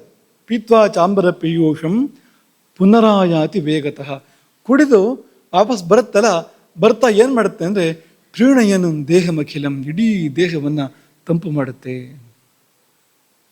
ಇಡೀ ದೇಹಕ್ಕೆ ಒಂದು ಸೌಖ್ಯವನ್ನು ಕೊಡುತ್ತೆ ಅದು. ಒಂದು ಉಸಿರು ತಗೊಂಡ್ರೆ ಒಂದ್ಸಲ ಹಾಯ್ ಅಂತ ಆಗುತ್ತೋ ಇಲ್ವೋ? ಸಂಶಯ ಇದು, ಒಂಚೂರು ಉಸಿರು ತಗೊಳ್ಳದೇ ಇದ್ದು ನೋಡಿ, ಆಮೇಲೆ ತಗೊಳ್ಳಿ ಉಸಿರನ್ನು, ಗೊತ್ತಾಗತ್ತೆ ನಿಮ್ಗೆ. ಈಗ ಅಭ್ಯಾಸ ಹೋಗಿದೆ, ಗೊತ್ತಾಗ್ತಾ ಇಲ್ಲ. ಒಂಚೂರು ಉಸಿರು ಕಟ್ಟಿ ಆಮೇಲೆ ಉಸಿರು ತಗೊಳ್ಳಿ, ಪೂರ್ತಿ ಹಾಯಾಗುತ್ತೋ ಎಲ್ಲ ನೋಡಿ ಒಂದ್ಸರ್ತಿ. ಹಾಗೆ ಪ್ರೀಣಯನ್ ದೇಹಮಖಿಲಂ, ದೇಹವೆಲ್ಲವನ್ನು ಕೂಡ ತಂಪಾಗಿಸುತ್ತಾ, ಹಾಯಾಗಿಸುತ್ತಾ ಒಳಗೆ ಬರ್ತಾನೆ ಪ್ರಾಣವಾಯು. ಅಷ್ಟು ಮಾತ್ರ ಅಲ್ಲ, ಜೀವಯನ್ ಜಠರಾನಲಂ, ಜಠರಾನಲವನ್ನು, ಜಠರಾಗ್ನಿಯನ್ನು ಜೀವಯನ್ ಸಚೇತನಗೊಳಿಸ್ತಾನೆ. ಜಠರಾಗ್ನಿಯಲ್ಲಿ ಜೀವ ಸಂಚಾರವನ್ನು ಈ ಪ್ರಾಣವಾಯು ಮಾಡಿಸ್ತದೆ. ಇದು ಮಾತ್ರ ಸ್ವಲ್ಪ ಅರ್ಥ ಆಗಬೇಕು ಅದೇನು ಅಂತ ಅಲ್ವಾ? ಈ ಉಸಿರು ತಗೊಂಡ್ರೆ ಜಠರಾಗ್ನಿಗೆ ಚೈತನ್ಯ ಬರೋದಾದ್ರೂ ಹೇಗೆ? ಇಲ್ಲಿವರೆಗೆ ಬರೋದು ಉಸಿರು, ಶ್ವಾಸಕೋಶ ಎಲ್ಲಿದೆ? ಜಠರಾಗ್ನಿ ಎಲ್ಲಿದೆ ಅಲ್ವಾ? ಪ್ರಾಣ ಕೆಳಗೆ ಬರೋ ಹಾಗಿಲ್ಲ ಅಂತ ಬೇರೆ ಮಾತಾಡಾಗಿದೆ ಒಂದ್ಸಾರಿ ಇಲ್ಲಿ. ಮತ್ತು ಜಠರಾಗ್ನಿ ಏನೋ ದೀಪನ ಮಾಡೋದು ಹೇಗೆ, ಚೈತನ್ಯವನ್ನು ಕೊಡೋದು ಹೇಗೆ ಅಂದರೆ ಇದನ್ನೆಲ್ಲ ಅರ್ಥ ಮಾಡ್ಕೋಬೇಕು. ಇದೆಲ್ಲ ನಾವೀಗ ಹೇಳಿರುವಂಥದ್ದು ಕೇವಲ ಮೇಲ್ನೋಟದ ಅರ್ಥ. ಕೇಳುವಾಗ ಹೀಗೆ ಅನ್ನಿಸ್ತದೆ ಅಂತಷ್ಟೇ. ಇದರ ಪರಮಾರ್ಥ ಅಲ್ಲ, ಇದರ ತಾತ್ಪರ್ಯ ವಿಶೇಷ ಅರ್ಥ ಇದಲ್ಲ. ಇದರ ಸಾಮಾನ್ಯ ಅರ್ಥ ಹೀಗೆ. ಉಸಿರಾಟದ ಒಂದು ಪ್ರಕ್ರಿಯೆ. ಉಸಿರು ಯಾಕೆ ಹೊರಗೆ ಬರುತ್ತೆ ಅಂದರೆ ಅದಕ್ಕೆ ಅಮೃತ ಕುಡಿಬೇಕು ಅಂತಾಗತ್ತೆ, ಹಾಗಾಗಿ ಹೊರಗೆ ಬರುತ್ತೆ ಉಸಿರು. ಯಾಕೆ ಅಮೃತ ಕುಡಿಬೇಕು ಅಂತಾಯಿತು ಉಸಿರಿಗೆ? ಒಳಗಿರುವ ಉಸಿರಿಗೆ ಅಮೃತ ಕುಡಿಬೇಕು ಅಂತ ಯಾಕೆ ಆಸೆ ಆಯಿತು ಅಂದರೆ ಒಳಗದು ವಿಷವಾಗಿಬಿಟ್ಟಿದೆ, ತಾನು ವಿಷ ಹಾಕ್ಕೊಂಡು ಬಿಟ್ಟಿದೆ ಅದು ಅಲ್ವಾ? ನಾವು ಉಸಿರನ್ನು ತಗೊಂಡ್ಮೇಲೆ ಅದರಲ್ಲಿ ಬೇಕಾದ ಭಾಗಗಳನ್ನು ಶರೀರ ತಗೊಂಡ ನಂತರ ಉಳಿಯೋದೇನು? ಏನು ಉಳಿಯುತ್ತೆ? ಆಮ್ಲಜನಕವನ್ನು ದೇಹ ತಗೊಂಡ ನಂತರ ಉಳಿಯೋದೇನು? ಏನು ಉಳಿಯುತ್ತೆ? ಜ್ವರ ಹೇಳಿ. ಯಾವುದು ಅಲ್ವಾ? ಅದು ಅಮೃತವಾ? ಕಾರ್ಬನ್ ಡೈಆಕ್ಸೈಡು ಏನದು? ಆ ಶಬ್ದವೇ ಇದನ್ನು ಡ್ರೈ ಆಕ್ಸೈಡ್ ಅಂತಲ್ಲಿ ಹೇಳಬೇಕಾದ್ರೆ ಅದು ಏನೋ ಒಂದು ಬೇಡದಿರೋದನ್ನು ಗೊತ್ತಾಗೋ ಥರನೇ ಇದೆ. ಕೇಳಬೇಕಾದ್ರೆ ಆ ಥರ ಇದೆ. ಅದು ವಿಷ ಅಲ್ವಾ? ಅದು ಶರೀರಕ್ಕೆ ಬೇಡದ ಭಾಗ, ಬೇಕಾದ ಭಾಗವಾದರೆ ಬಳಸ್ಕೊತಾ ಇತ್ತು ಶರೀರ. ಬೇಕಾಗಿದ್ದನ್ನು ಬಳಸ್ಕೊಂಡು ಆಯಿತು, ಉಳಿದಿದ್ದು ಶರೀರಕ್ಕೆ ಬೇಡ ಅಂತ ಅರ್ಥ. ಯಾವುದು ಬೇಡವೋ ಅದೇ ವಿಷ. ಒಳಗಿದೆ, ಆದರೆ ಶರೀರಕ್ಕೆ ಬೇಡ, ಅದಕ್ಕೆ ವಿಷ ಅಂತ ಹೆಸರು. ಹಾಗಾಗಿ ತಾನು ವಿಷವಾಗಿಬಿಟ್ಟಿದ್ದಾನಲ್ಲ, ಹಾಗಾಗಿ ಅದಕ್ಕೆ ಕಷ್ಟ ಆಗುತ್ತೆ. ಒಂದು ಸಾರಿ ಹೊರಗೆ ಹೋಗಿ ನಾನು ಅಮೃತನಾಗ್ತೇನೆ ಎಂಬುದಾಗಿ ಅದು ಭಾವಿಸುತ್ತೆ. ಹಾಗಾಗಿ ಧಾವಿಸಿ ಬರುತ್ತೆ ಹೊರಗಡೆಗದು, ಒಳಗಿಂದ ಬಂದು ಇಲ್ಲಿ ಪ್ರಕೃತಿ ಕೊಟ್ಟಿರುವಂಥ ವಾತಾಮೃತ ಇದೆಯಲ್ಲ, ಶುದ್ಧ ಗಾಳಿ ಎಂಬ ಅಮೃತ, ಅಲ್ಲಿ ಹೋಗಿ ಮಿಶ್ರವಾಗಿ ತನ್ನ ವಿಷವನ್ನೆಲ್ಲ ಕಳ್ಕೊಂಡು ಅಮೃತವಾಗಿ ಮತ್ತೆ ಒಳಗೆ ಬರುತ್ತೆ. ಒಳಗೆ ಬಂದಿದ್ದು ತಾನು ಮಾತ್ರ ಅಮೃತ ಆಗೋದಲ್ಲ, ಇಡೀ ಶರೀರವನ್ನು ಕೂಡ ಅಮೃತವಾಗಿ ಉಳಿಸುತ್ತೆ. ಸಾಯದಂತೆ, ಮೃತವಾಗದಂತೆ ಉಳಿಸುತ್ತೆ ನೋಡಿ. ಇದು ಸರಿ ಆಯ್ತಾ? ಈಗ ಸರಿ ಆಯ್ತಲ್ವಾ? ಮತ್ತೆ ಜೀವ ಏನು? ಜಠರಾನಲಂ ಅಂದ್ರೆ ಏನು? ಹಾಗಾದ್ರೆ ಸ್ಥೂಲವಾಗಿ ನೋಡೋದಾದ್ರೆ ಏನು ಆಲೋಚನೆ ಮಾಡಿ. ಸ್ಥೂಲವಾಗಿ ನೋಡೋದಾದ್ರೆ ಈ ಬೆಂಕಿಗೆ ಗಾಳಿ ಬೇಕೋ ಬೇಡವೋ ಅಲ್ವಾ? ಗಾಳಿ ಇಲ್ಲದೆ ಬೆಂಕಿ ಉರಿಯತ್ತಾ? ಬೇಡ. ಆಮ್ಲಜನಕ ಇಲ್ಲದೆ ಬೆಂಕಿ ಉರಿಯತ್ತಾ? ವಿಜ್ಞಾನದ ಭಾಷೆಗೆ ಬರೋಣ. ಆಮ್ಲಜನಕ ಇಲ್ಲದೆ ಬೆಂಕಿ ಉರಿಯತ್ತಾ? ಆಮ್ಲಜನಕ ಬೇಕೋ ಬೇಡವೋ? ಹಾಗಾದ್ರೆ ಜೀವ ಎನ್ ಜಠರಾನಲಂ ಅಂದ್ರೆ ಸರಿ ಆಯ್ತು. ಆ ಜಠರಾನಲಕ್ಕೆ ಬೇಕಾದ ಆಮ್ಲಜನಕವನ್ನು ಅಥವಾ ಪ್ರಾಣವಾಯು, ಆ ಶುದ್ಧ ಗಾಳಿಯನ್ನು ಉಸಿರಾಟ ತಂದುಕೊಡೋದ್ರಿಂದಾಗಿ ಜಠರಾನಲಕ್ಕೂ ಕೂಡ ಚೈತನ್ಯ ಬರುತ್ತೆ, ಶಕ್ತಿ ಬರುತ್ತೆ. ತುಂಬ ಶಕ್ತಿ ಬೇಕು ಅದಕ್ಕೆ. ಅದ್ರ ಕೆಲಸ ಮಾಡಬೇಕು ಅಂದರೆ ಜಠರಾಗ್ನಿ ಅದಕ್ಕೆ ಅಗಾಧವಾದ ಅಪಾರವಾದ ಶಕ್ತಿ ಬೇಕು ಅದಕ್ಕೆ. ಹಾಗಾಗಿ ಅದನ್ನು ಇದು ಕೊಡ್ತಾ ಇದೆ, ಉಸಿರಾಟ ಕೊಡ್ತಾ ಇದೆ. ಹಾಗಾಗಿ ಜೀವ ಎನ್ ಜಠರಾನಲಂ ಒಂದು ಹಂತದ ಅಭಿಪ್ರಾಯ ಇದು. ಇದನ್ನು ಆಧುನಿಕರು ಇದನ್ನ ಏನೇ ಯಾವ ರೀತಿ ಹೇಳ್ತಾರೆ ಅಂತ ಗಮನಿಸಿದರೆ ಆಮೇಲೆ ನಾವು ಪ್ರಾಚೀನರ ಅಭಿಪ್ರಾಯಕ್ಕೆ ಹೋಗೋಣ. ಆಧುನಿಕ ವಿಜ್ಞಾನ ಏನು ಹೇಳುತ್ತೆ ಅಥವಾ ಆಧುನಿಕ ಅಭಿಪ್ರಾಯಗಳು ಏನು ಹೇಳುತ್ತೆ ಅಂದರೆ, ಉಸಿರಾಟ ಜೀವಕೋಶಗಳಿಗೆ ಆಮ್ಲಜನಕವನ್ನು ಒದಗಿಸುತ್ತೆ ಅಲ್ವಾ? ಮಾತ್ರ ಅಲ್ಲ, ದೇಹದಲ್ಲಿನ ತ್ಯಾಜ್ಯ ಅನಿಲಗಳನ್ನು ಹೊರಹಾಕತ್ತೆ. ಮೂಲಭೂತ ಪ್ರಕ್ರಿಯೆ ಇದು. ಬೇಕಾದ್ದನ್ನು ತಂದು ಕೊಡುತ್ತೆ, ಬೇಡವಾದ್ದನ್ನು ಹೊರಗೆ ಹಾಕತ್ತೆ. ಈ ಉಸಿರಾಟದಿಂದ ಆಗುವಂಥದ್ದು ಅದು ಅಂತ. ಮತ್ತು ಇನ್ನೂ ಕೆಲವು ಪ್ರಯೋಜನಗಳಿದೆ. ಏನು ಪ್ರಯೋಜನ ಅಂದರೆ, ಶಕ್ತಿಯ ಉತ್ಪಾದನೆ ಉಸಿರಾಟದಿಂದ.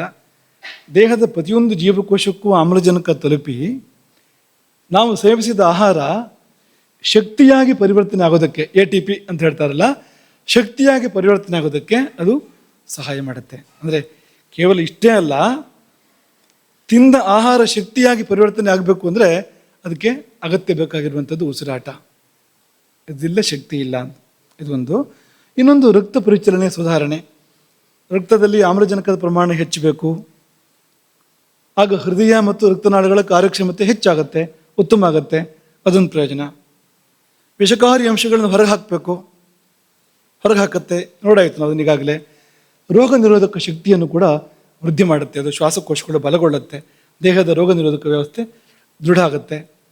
ಜೀರ್ಣಕ್ರಿಯೆಗೆ ಸಹಕಾರಿ ಅಂತ. ಜೀರ್ಣಕ್ರಿಯೆಗೆ ಸಹಕಾರಿಯಿಂದ ಆಗ ಹೇಳಿದ ಭಾಷೆ ಬೇರೆ, ಈಗ ಹೇಳೋ ಭಾಷೆ ಬೇರೆ ಸ್ವಲ್ಪ. ಆಳವಾದ ಉಸಿರಾಟ ಹೊಟ್ಟೆಯ ಸ್ನಾಯುಗಳಿಗೆ ವ್ಯಾಯಾಮವನ್ನು ಕೊಟ್ಟು ಜೀರ್ಣಾಂಗಗಳ ಕಾರ್ಯವನ್ನು ಚುರುಕುಗೊಳಿಸುತ್ತೆ. ಈಗ ಬೆಂಕಿ ಗಾಳಿ ಬೇಕು ಅಂದ್ರೆ ತುಂಬ ಅದಷ್ಟೇನು ಸರಿಯಾಗಿರಲಿಲ್ಲ. ಅದೇನು ಬೆಂಕಿ ಏನು ಗಾಳಿ ಅಂತ ನೀವು ಹೇಳ್ತೀರಿ ಅಂತಾದರೆ, ಈ ಭಾಷೆ ನೋಡಿ, ಹೊಟ್ಟೆಯ ಸ್ನಾಯುಗಳಿಗೆ ವ್ಯಾಯಾಮ ಕೊಡೋದ್ರಿಂದ ಜೀರ್ಣಾಂಗಗಳ ಕಾರ್ಯ ಚುರುಕಾಗತ್ತೆ. ಅಲ್ಲಿಗೆ ಜೀವ ಏನು ಜಠರಾನಲಂ ಅನ್ನೋದು ಆ ಅರ್ಥದಲ್ಲಿ ಕೂಡ ಸರಿ ಆಯಿತು. ಮಾನಸಿಕ ಪ್ರಯೋಜನ ಕೂಡ ಇದೆ ಅಂತೆ. ಆಳವಾದ ಉಸಿರಾಟ ಶಾಲೋ ಬ್ರೀದಿಂಗ್ ಅಂತ ಹೇಳ್ತಾರಲ್ಲ, ಅದಲ್ಲ. ಆಳವಾದ ಉಸಿರಾಟ ಅದು ನರಮಂಡಲವನ್ನು ಶಾಂತಗೊಳಿಸಿ ಕಾರ್ಟಿಸೋಲ್ನಂಥ ಒತ್ತಡದ ಹಾರ್ಮೋನ್ಗಳನ್ನು ಕಡಿಮೆ ಮಾಡುತ್ತೆ. ಒತ್ತಡ ಉಂಟು ಮಾಡೋ ಹಾರ್ಮೋನ್ಗಳು ಇದಾವಲ್ಲ, ನಮ್ಮ ಮನಸ್ಸಿನಲ್ಲಿ ಗೊಂದಲ, ಒತ್ತಡ ಉಂಟು ಮಾಡೋ ಹಾರ್ಮೋನ್ಗಳು, ಅದನ್ನೆಲ್ಲ ಕಡಿಮೆ ಮಾಡಿ ಈ ನರಮಂಡಲವನ್ನು ಶಾಂತ ಮಾಡುತ್ತೆ. ಯಾವುದು? ಸಮಾಧಾನದ ಉಸಿರಾಟ, ಆಳವಾದ ಉಸಿರಾಟ. ಮಿದುಳಿಗೆ ಆಮ್ಲಜನಕ ಸಿಕ್ಕಾಗ ಏಕಾಗ್ರತೆ ಬರುತ್ತೆ, ಮಿದುಳಿಗೆ ನೆನಪಿನ ಶಕ್ತಿ ಜಾಸ್ತಿ ಆಗುತ್ತೆ. ಅದು ಪ್ರಯೋಜನ. ಮಲಗೋಕ್ಕಿಂತ ಮುಂಚೆ ನಿಧಾನವಾಗಿ ಉಸಿರಾಡಿದರೆ ನಿದ್ದೆ ಚೆನ್ನಾಗಿ ಬರುತ್ತೆ. ನಿದ್ರಾಹೀನತೆಯನ್ನು ಕೂಡ ಕಡಿಮೆ ಮಾಡ್ಕೋಬೋದು ಇದರಿಂದಲಾಗಿ. ಹೀಗೆ ಆಧುನಿಕ ವಿಜ್ಞಾನ ಕೂಡ ಕೋಪ, ಭಯ, ಅತಿಯಾದ ಆತಂಕ, ಇಂಥ ಸಮಯದಲ್ಲಿ ತುಂಬ ಭಯ ಆಗಿದೆ, ಏನು ಮಾಡಬೇಕು ಅಂದರೆ ಸಮಾಧಾನವಾಗಿ ಉಸಿರಾಡೋದು. ಕೋಪ ಬಂದಿದೆ, ಏನೋ ಅನಾಹುತ ಮಾಡಿಬಿಡ್ತೇನೆ ನಾನು ಅಂತ ನನಗೆ ಅನಿಸ್ತಾ ಇದೆ ಅಂತಂದರೆ ಒಂದು ಸಮಾಧಾನ ಉಸಿರಾಡು. ಒಂದು 5 ಉಸಿರಾಟ, ಒಂದು 10 ಉಸಿರಾಟ ಸಮಾಧಾನವಾಗಾಡು, ತಾನಾಗೆ ತಣ್ಣದೋಗುತ್ತೆ ಅದು. ಯಾಕೆಂದರೆ ನರಮಂಡಲವೇ ಶಾಂತ ಆಗತ್ತಲ್ಲ, ಮನಸ್ಸು ಶಾಂತ ಆಗುತ್ತೆ. ಮನಸ್ಸು ಅಂದರೆ ನರಮಂಡಲಕ್ಕೂ ಮನಸ್ಸಿಗೂ ಗಾಢ ಸಂಬಂಧವನ್ನು ಆಧುನಿಕ ವಿಜ್ಞಾನ ಹೇಳ್ತಾ ಇದೆಯಲ್ಲ. ಹಾಗಾಗಿ ಹೀಗೆ ಕೋಪ, ಭಯ, ಆತಂಕವನ್ನೆಲ್ಲ ಉಸಿರಾಟದ ಪ್ರಕ್ರಿಯೆ ಮೂಲಕ ಸಮಾಧಾನ ಮಾಡ್ಕೊಳ್ಳೋಕೆ ಸಾಧ್ಯ ಅಂತ ಹೀಗೆಲ್ಲ ಅದು ಹೇಳ್ತಾ ಇದೆ. ಇನ್ನು ಜೀವಯನ್ ಜಠರಾನಲಂ ಅಂದರೆ ಅಲ್ಲೂ ಕೂಡ ಈ ವಿಜ್ಞಾನ ಒಂದಷ್ಟು ಒಳ್ಳೆಯ ಅಂಶಗಳನ್ನು ಹೇಳುತ್ತೆ. ಮೊದಲನೇದಾಗಿ ಈ ಜೀರ್ಣಾಂಗಗಳಿಗೆ, ಹೊಟ್ಟೆ, ಕರುಳು, ಯಕೃತ್ತು, ಇದಕ್ಕೆಲ್ಲ ಆಹಾರವನ್ನು ಜೀರ್ಣ ಮಾಡ್ಕೊಳ್ಳೋದಕ್ಕೆ ಮತ್ತು ಪೋಷಕಾಂಶಗಳನ್ನು ಹೀರ್ಕೊಳ್ಳೋದಕ್ಕೆ ತುಂಬ ಶಕ್ತಿ ಬೇಕು. ನಾವು ತಿನ್ನೋ ರಭಸಕ್ಕಂತೂ ಪಾಪ ಅದಕ್ಕೆ ಎಷ್ಟು ಶಕ್ತಿ ಇದ್ರೂ ಸಾಲದು, ಹಾಕ್ತಾನೆ ಇರ್ತೀವಿ ನಾವು. ಪಾಪ ಅದ್ರ ಕತೆ ಏನು ಅಂತ ನೋಡಿದೆ, ಕೆಲವು ಮನೆಗಳಲ್ಲಿ ಹಿಂದೆಲ್ಲ ಅಂಥ ಸ್ಥಿತಿ ಇರ್ತಿತ್ತು. ಹೆಂಗಸರ ಪಾಡು ಏನು ಅಂತ ಯೋಚನೆ ಮಾಡಿದೆ, ಕರೆದು ಊಟ ಹಾಕೋದು, ಆಸರಿ ಕೊಡು ಅಂತ ಹೇಳೋದು, ಇನ್ನೊಂದು ಮಾಡು ಅಂತ ಹೇಳೋದು, ಅದು ಮಾಡು, ಕೇಸರಿ ಹೊತ್ತು ಮಾಡು ಅಂತ ಅನ್ನೋದು. ಅವ್ರ ಕತೆ ಏನಾಗಿದೆ ಅಂತ ಗೊತ್ತೇ ಇಲ್ಲ ಆಸಾಮಿಗೆ, ಮಾಡ್ತಾನೆ ಇದ್ದಾನೆ ಅಂತ. ಈ ಥರನೇ ಇಲ್ಲಿ ನಮ್ಮ ಪರಿಸ್ಥಿತಿ ಕೂಡ. ನಾವು ಊಟ ಮಾಡ್ತಾನೆ ಇರ್ತೀವಿ, ತಿಂತಾನೆ ಇರ್ತೀವಿ, ಅದ್ರ ಕತೆ ಏನಾಗಿದೆ ಅಂತ ಗೊತ್ತಿಲ್ಲ. ಅದಕ್ಕೆ ಹೊಟ್ಟೆ, ಯಕೃತ್ತು, ಕರುಳು, ಇದಕ್ಕೆಲ್ಲ ಏನಾಗಿದೆ ಪರಿಸ್ಥಿತಿ ಅಂತ ಗೊತ್ತಿಲ್ಲ. ಶಕ್ತಿ ತುಂಬ ಬೇಕಾಗುತ್ತೆ ಅದಕ್ಕೆ. ಆ ಶಕ್ತಿಯನ್ನು ಆಮ್ಲಜನಕ ಕೊಡುತ್ತೆ. ಜೀವಕೋಶಗಳಲ್ಲಿ ಜೀವರಾಸಾಯನಿಕ ಕ್ರಿಯೆಗೆ ಸಹಾಯ ಮಾಡಿ ಆಹಾರದಿಂದ ಶಕ್ತಿ ಬಿಡುಗಡೆ ಮಾಡಿಸಿ ತನ್ಮೂಲಕ ಈ ಜೀರ್ಣಕ್ರಿಯೆಗೆ, ಜೀರ್ಣಾಂಗಗಳಿಗೆ ಶಕ್ತಿ ಕೊಡುತ್ತೆ. ಮತ್ತು ಎದೆ ಮತ್ತು ಹೊಟ್ಟೆ ಮಧ್ಯೆ ಒಂದು ಸ್ನಾಯು ಇದೆ, ಡಯಾಫ್ರಾಮ್ ಅಂತ ಹೆಸರು ಅದಕ್ಕೆ. ಅದು ಕೆಳಗೆ ಮೇಲೆ ಚಲಿಸುತ್ತೆ. ಅದು ಯಾವಾಗ? ಉಸಿರಾಡುವಾಗ. ಸರಿಯಾಗಿ ಉಸಿರಾಡುವಾಗ ಈ ಡಯಾಫ್ರಾಮ್ ಕೆಳಗೆ ಮೇಲೆ ಚಲಿಸುತ್ತೆ. ಹಾಗೆ ಚಲಿಸುವಾಗ ಈ ಜೀರ್ಣಾಂಗ ವ್ಯೂಹದಲ್ಲಿ ಅದಕ್ಕೊಂದು ಮಸಾಜ್ ಮಾಡುತ್ತೆ ಅದು ಅಂತ. ಜೀರ್ಣಾಂಗಗಳಿಗೆ ನಾವು ನಮಗೊಂದು ಮಸಾಜ್ ಮಾಡಿದ್ರೆ ಸ್ವಲ್ಪ ಹಾಯಿ ಅನ್ಸೋದಿಲ್ವಾ, ಆರಾಮಾಗೋದಿಲ್ವಾ? ಅದೇ ತರಹ ಜೀರ್ಣಾಂಗಗಳಿಗೆ ಉಸಿರಾಟ ಈ ಡಯಾಫ್ರಾಮ್ ಮೂಲಕ ಒಂದು ಮಸಾಜ್, ಒಂದು ಒಂದು ಒಂದು ಉದ್ವರ್ತನ ಅಂತ ಕರಿತೀವಿ ನಾವು ಅದನ್ನು ಆಯುರ್ವೇದದಲ್ಲಿ. ಅದನ್ನು ಮಾಡಿ ಅದಕ್ಕೆಲ್ಲ ಮತ್ತೆ ಶಕ್ತಿಯನ್ನು, ಅದರ ಶ್ರಮನೆಲ್ಲ ಕಡಿಮೆ ಮಾಡಿ ಅದಕ್ಕೆ ನವಚೈತನ್ಯವನ್ನು ಕೊಡುತ್ತೆ ಅದು ಅಂತ. ಅದೊಂದು. ಆಮೇಲೆ ಜೀರ್ಣಕ್ರಿಯೆಯಲ್ಲೇ ಒಂದಷ್ಟು ವಿಷ ಹೊರಗೆ ಬರುತ್ತೆ. ಜೀರ್ಣಕ್ರಿಯೆ ನಡಿಬೇಕಾದ್ರೆ ಒಂದಷ್ಟು ವಿಷ ಉತ್ಪತ್ತಿ ಆಗುತ್ತೆ, ಅದನ್ನು ಹೊರಗೆ ಹಾಕತ್ತೆ ಈ ಉಸಿರಾಟ. ಈ ಸ್ನಾಯುಗಳನ್ನು ಸಕ್ರಿಯಗೊಳಿಸುತ್ತೆ, ಹೊಟ್ಟೆ ಪರಿಸರದ ಸ್ನಾಯುಗಳನ್ನು ಸಕ್ರಿಯಗೊಳಿಸುತ್ತೆ. ಅದರಿಂದಾಗಿ ಜೀರ್ಣಕಾರಿ ಕಿಣ್ವಗಳು ಅಂತ ಹೇಳ್ತಾರಲ್ಲ, ಎನ್ಸೈಮ್ಸ್ ಅಂತ, ಅದು ಮತ್ತು ಆಮ್ಲಗಳು ಸರಿಯಾಗಿ ಸ್ರವಿಸೋದಕ್ಕೆ ಉತ್ತೇಜನ ಕೊಡುತ್ತೆ. ಇಲ್ಲೊಂದಷ್ಟು ಚಟುವಟಿಕೆ ಮಾಡುತ್ತಲ್ಲ ಅದು. ಅದರಿಂದಾಗಿ ಅನೇಕ ರೀತಿಯ ಅನುಕೂಲಗಳು ಜೀರ್ಣಾಂಗ ವ್ಯವಸ್ಥೆಗೆ ಉಂಟಾಗತ್ತೆ. ಮತ್ತು ಸಮಾಧಾನ ಇದ್ದಾಗ ಜೀರ್ಣಕ್ರಿಯೆ ಸರಿಯಾಗತ್ತೆ. ಉಸಿರಾಟ ಸಮಾಧಾನ ತಂದುಕೊಡುತ್ತೆ. ಸಮಾಧಾನದ ಉಸಿರಾಟ, ಆಳವಾದ ಉಸಿರಾಟ. ಸಮಾಧಾನ ಬಂತು ಅಂದರೆ ಜೀರ್ಣಕ್ರಿಯೆ ಚೆನ್ನಾಗಾಗತ್ತೆ. ಇದು ಆಧುನಿಕರು ಕೂಡ ಇದನ್ನು ಹೇಳ್ತಾರೆ. ಮನಸ್ಸು ಶಾಂತವಾಗಿದ್ದಾಗ ದೇಹದ ಜೀರ್ಣಕ್ರಿಯೆ ಚೆನ್ನಾಗಾಗತ್ತೆ ಅಂತ ಹೇಳ್ತಾರೆ ಅವರು. ಹಾಗಾಗಿ ಮನಸ್ಸು ವಿಚಲಿತವಾದ ಜೀರ್ಣಕ್ರಿಯೆ ಸರಿಯಾಗೋದಿಲ್ಲ ಅಂತ ಅವರು ಹೇಳ್ತಾ ಇದ್ದಾರೆ, ಆಧುನಿಕರು ಕೂಡ ಹೇಳ್ತಾ ಇದ್ದಾರೆ ಅಂತ. ಇಷ್ಟು ಅವ್ರ ಕಡೆಯಿಂದ ಇರುವಂಥದ್ದು. ಇನ್ನು ಪರಂಪರೆ ಏನು ಹೇಳುತ್ತೆ ಅಂತ ಗಮನಿಸೋದಾದರೆ, ಮೊದಲನೇದಾಗಿ ಈ ಜೀವಯನ್ ಜಠರಾನಲಂ ಅನ್ನೋದಕ್ಕೆ ಕೃಷ್ಣ ಏನು ಹೇಳ್ತಾನೆ? ಕೃಷ್ಣ ಒಪ್ಕೊಳ್ತಾನೆ ಅದನ್ನು. ಶ್ರೀಕೃಷ್ಣ ನೋಡೋಣವಾ ಭಗವದ್ಗೀತೆಯಲ್ಲಿ ಕೃಷ್ಣ ಏನು ಹೇಳಿದಾನೆ? ನಿಮ್ಗೆ ಗೊತ್ತಿರೋ ಶ್ಲೋಕನೇ ಇದು. ಅಹಂ ವೈಶ್ವಾನರೋ ಭೂತ್ವ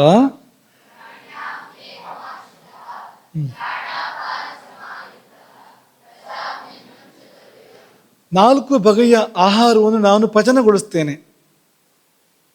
ಯಾವುದರೊಂದಿಗೆ ಕೂಡಿಕೊಂಡು? ಪ್ರಾಣಾಪಾನಗಳೊಂದಿಗೆ ಕೂಡಿಕೊಂಡು. ಕೃಷ್ಣ ಹೇಳುವಾಗಲೇ ಹೇಳಿದಾನೆ ಅದನ್ನು. ಪ್ರಾಣಾಪಾನಗಳ ಸಹಯೋಗದೊಂದಿಗೆ ನಾನು ಈ ಕಾರ್ಯವನ್ನು ಮಾಡ್ತೇನೆ. ಅಲ್ಲಿಗೆ ಈ ಜೀವಯನ್ ಜಠರಾನಲಂ ಅಂತಂದರೆ ಅದಕ್ಕೂ ಇದಕ್ಕೊಂದು ಸಂವಾದ ಬಂತು ನೋಡಿ. ಜಠರಾನಲ, ಜಠರಾಗ್ನಿ ತನ್ನ ಕೆಲಸ ಮಾಡಬೇಕು ಅಂದರೆ ಜೊತೆಯಲ್ಲಿ ಯಾರು ಬೇಕು? ಪ್ರಾಣಾಪಾನಗಳು ಬೇಕೇ ಬೇಕು. ತಂದು ಕೊಡೋರೊಬ್ರು ಯಾರು? ಆಹಾರವನ್ನು ತಂದು ಕೊಡೋರು ಯಾರು? ಪ್ರಾಣ. ಪ್ರಾಣವೆಂಬ ವಾಯು ಅದು ಅನ್ನ ಪ್ರವೇಶಕೃತ ಒಂದು ಆಹಾರವನ್ನು ತಂದು ಕೊಡುತ್ತೆ. ಹೊರಗೆ ಹಾಕೋರು ಮತ್ತೊಬ್ರು.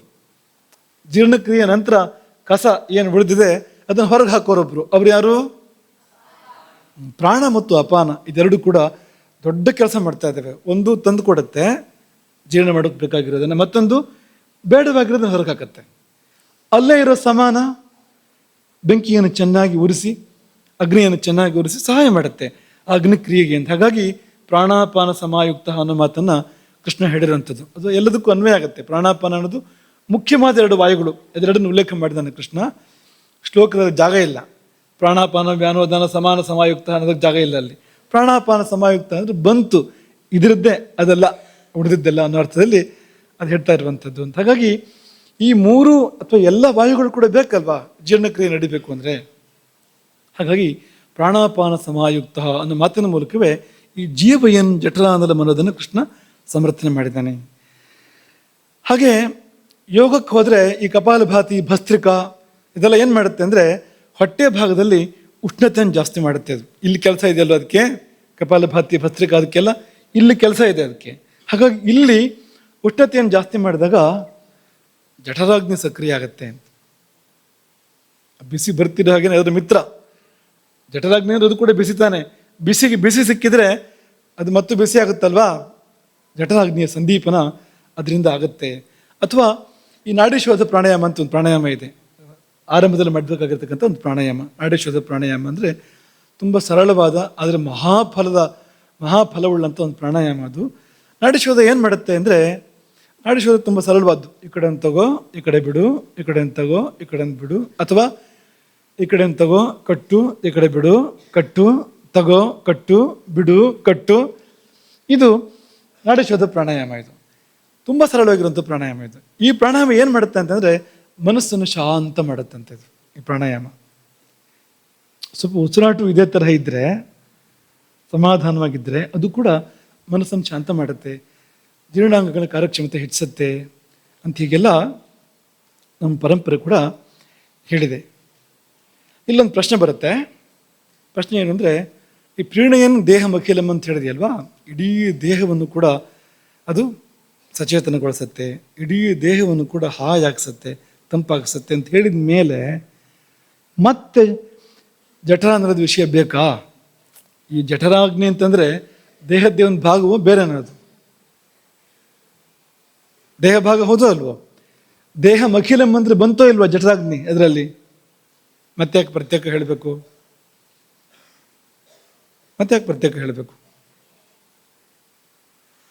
ಊರ್ನವರೆಲ್ಲ ಬನ್ನಿ, ರಾಮ್ ಭಟ್ರು ಬನ್ನಿ ಅಂದ್ರೆ ಏನಪ್ಪ? ರಾಮ್ ಭಟ್ರು ಊರಿನವ್ರು ಹೋದ ಅಲ್ವೋ? ಹಾಗಾದ್ರೆ ಊರಿನವರೆಲ್ಲ ಬನ್ನಿ ಅಂತ ಹೇಳಿದ ಮೇಲೆ ರಾಮ್ ಭಟ್ರು ಬನ್ನಿ ಅಂತ ಪ್ರತ್ಯೇಕ ಯಾಕೆ ಹೇಳಬೇಕು? ಊರಿಗೆಲ್ಲ ಒಂದು ಕರೆ ಆಗಿದೆ, ಆಮೇಲೆ ರಾಮ್ ಭಟ್ರಿಗೊಂದು ಪ್ರತ್ಯೇಕ ಕರೆ, ವಿಶೇಷ ಕರೆ ಹೋಗುತ್ತೆ. ಯಾಕೆ ಅದು? ಅವರು ದೊಡ್ಡ ಜನ ಅಂತ ಅಲ್ವಾ, ಮುಖ್ಯ ವ್ಯಕ್ತಿ, ಅವ್ರು ಇಲ್ಲದ್ರೆ ಆಗೋದಿಲ್ಲ ಅಂತ. ಹಾಗಾಗಿ ತಾನೇ ಮತ್ತೊಂದು ಕರೆ ಹೋಗುವಂಥದ್ದು, ವಿಶೇಷ ಕರೆ ಹೋಗುವಂಥದ್ದು ಅಲ್ವಾ? ಹಾಗೆ ಇನ್ನೊಂದು ಸರಿ ಯಾಕೆ ಒಂದು ಪ್ರಸ್ತಾಪ ಮಾಡ್ತಾರೆ ಅಂದರೆ, ಅಷ್ಟು ಮುಖ್ಯವಾದದ್ದು ಅದರ ಕಾರ್ಯ. ಜಠರಾಗ್ನಿ ಅನ್ನೋದು ಅಷ್ಟು ವಿಶಿಷ್ಟವಾದದ್ದು. ದೇಹ ಭಾಗಗಳ ಪೈಕಿಯಲ್ಲಿ ನಾವು ಅದನ್ನು ಗಮನಿಸ್ತಾ ಇಲ್ಲ, ಆದರೆ ದೊಡ್ಡ ಕಾರ್ಯವನ್ನು ಜಠರಾಗ್ನಿ ಮಾಡ್ತಾ ಇದೆ. ಹಾಗಾಗಿ ಇನ್ನೊಂದು ಸಾರಿ ಜೀವಯನ್ ಜಠರಾನಲಂ ಅನ್ನೋ ಶಬ್ದ ಹೇಳ್ತಾ ಇರುವಂಥದ್ದು. ನಿಮಗೆ ಹಿಂದೆ ಹೇಳಿದ್ದೀವಿ, ಇನ್ನೊಂದು ಸರಿ ನೆನಪು ಮಾಡ್ತೀವಿ. ಜಠರಾಗ್ನಿಯಿಂದ ಏನೆಲ್ಲ ಬರ್ತಾ ಇದೆ ನಮಗೆ, ಜೀವನಕ್ಕೆ ಆಗ್ತಾರೋ ಲಾಭಗಳು ಏನೆಲ್ಲ ಅಂದರೆ, ಆಯುಸ್ಸೇ ಅದರಿಂದ, ಜಠರಾಗ್ನಿಯಿಂದ. ವರ್ಣ ಬಣ್ಣ ಅದರಿಂದ, ಬಲಂ ಸ್ವಾಸ್ಥ್ಯಂ ಆರೋಗ್ಯ ಅದರಿಂದ, ಉತ್ಸಾಹ ಅದರಿಂದಲೇ ಉತ್ಸಾಹ, ಅದರಿಂದಲೇ ಉಪಚಯ ಬೆಳವಣಿಗೆ,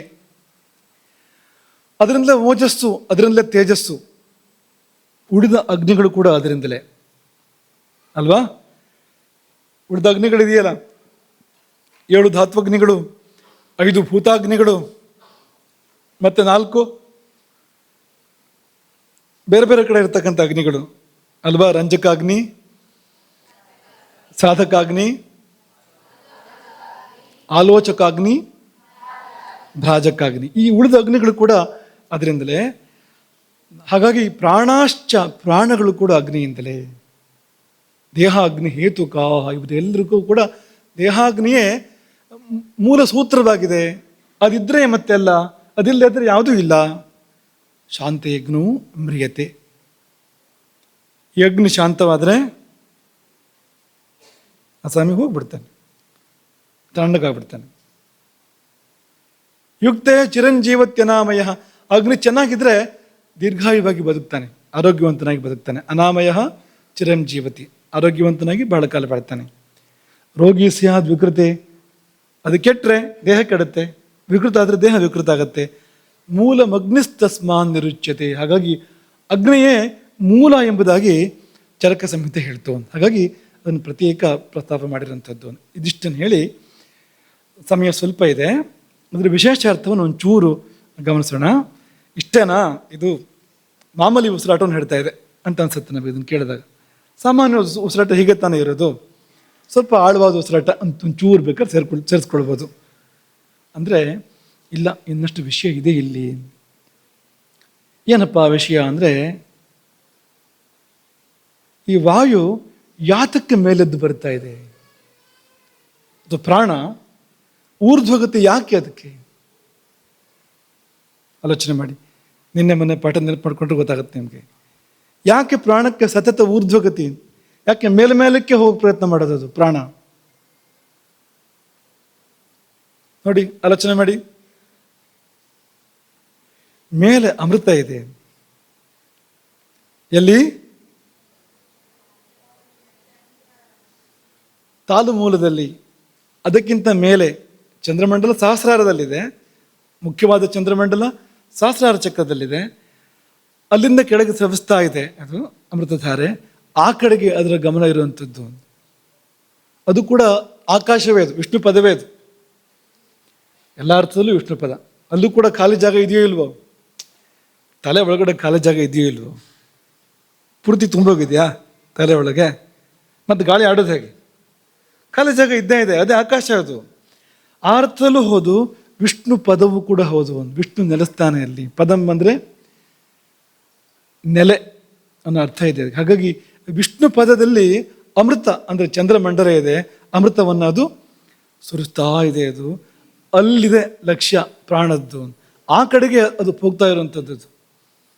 ನಾವು ಏನು ಕೊಡದೇ ಇದ್ರೆ ಹೊರಗಡೆ ಹೋಗುತ್ತೆ. ಅದಕ್ಕೆ ಬೇಕಾದ ವ್ಯವಸ್ಥೆ ಮಾಡದೇ ಇದ್ದರೆ, ಅಗ್ನಿ ಜಾಗರಣೆ ಮಾಡಿ ಇದು ಕರಿಗೆ ಸುರಿಯೋ ಥರ ಸರಿಯಾಗಿ ಮಾಡದೇ ಇದ್ದರೆ ಹೊರಗೆ ಹೋಗುತ್ತೆ ಅದು. ಆದರೆ ಅಲ್ಲಿ ಸ್ಫೂರ್ತಿ ಸಿಕ್ಕಿದ್ರೆ ಹೊರಗೆ ಹೋಗಬೇಕು ಅಂತಲೇ ಇಲ್ಲ ಅದಕ್ಕೆ. ಹಾಗಾಗಿ ಅಲ್ಲಿಗೆ ಹೋಗ್ತಾ ಇದೆ ಅದು ಅಂತ. ಅಲ್ಲಿ ಹೋಗಿ ಈ ಹೃದಯವನ್ನು ಮುಟ್ಟುತ್ತೆ ಒಂದ್ಸತಿ. ಯಾಕೆಂದರೆ ಹೃದಯವನ್ನು ಪ್ರಬೋಧಗೊಳಿಸುತ್ತೆ, ಬರ್ತೀನಿ ನಾನೀಗ ಅಂತ.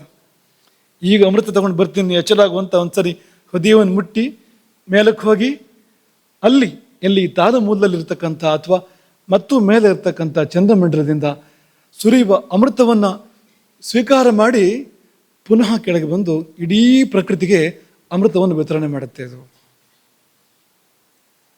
ಇದು ಆಗಬೇಕಾದ ಉಸಿರಾಟ.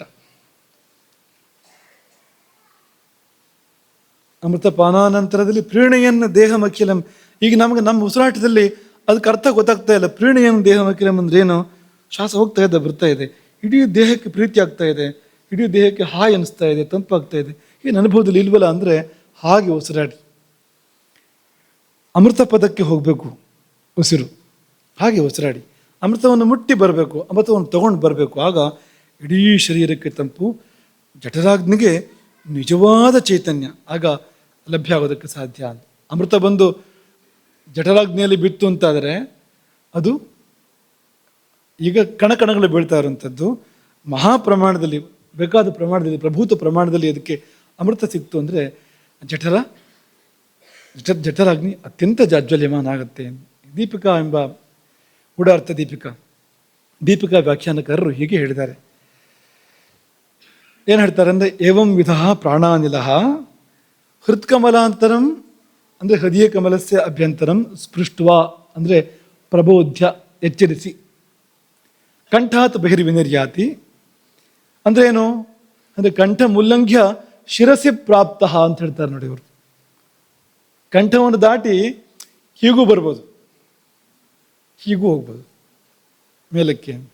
ಹಾಗಾಗಿ ಕಂಠ ಮುಲ್ಲಂಘ್ಯ ಶಿರಸಿ ಪ್ರಾಪ್ತ ಇದು ತಾತ್ಪರ್ಯಾರ್ಥ ಅಂತ ಹೇಳ್ತಾರೆ ಅವರು ದೀಪಿಕಾಕಾರರು.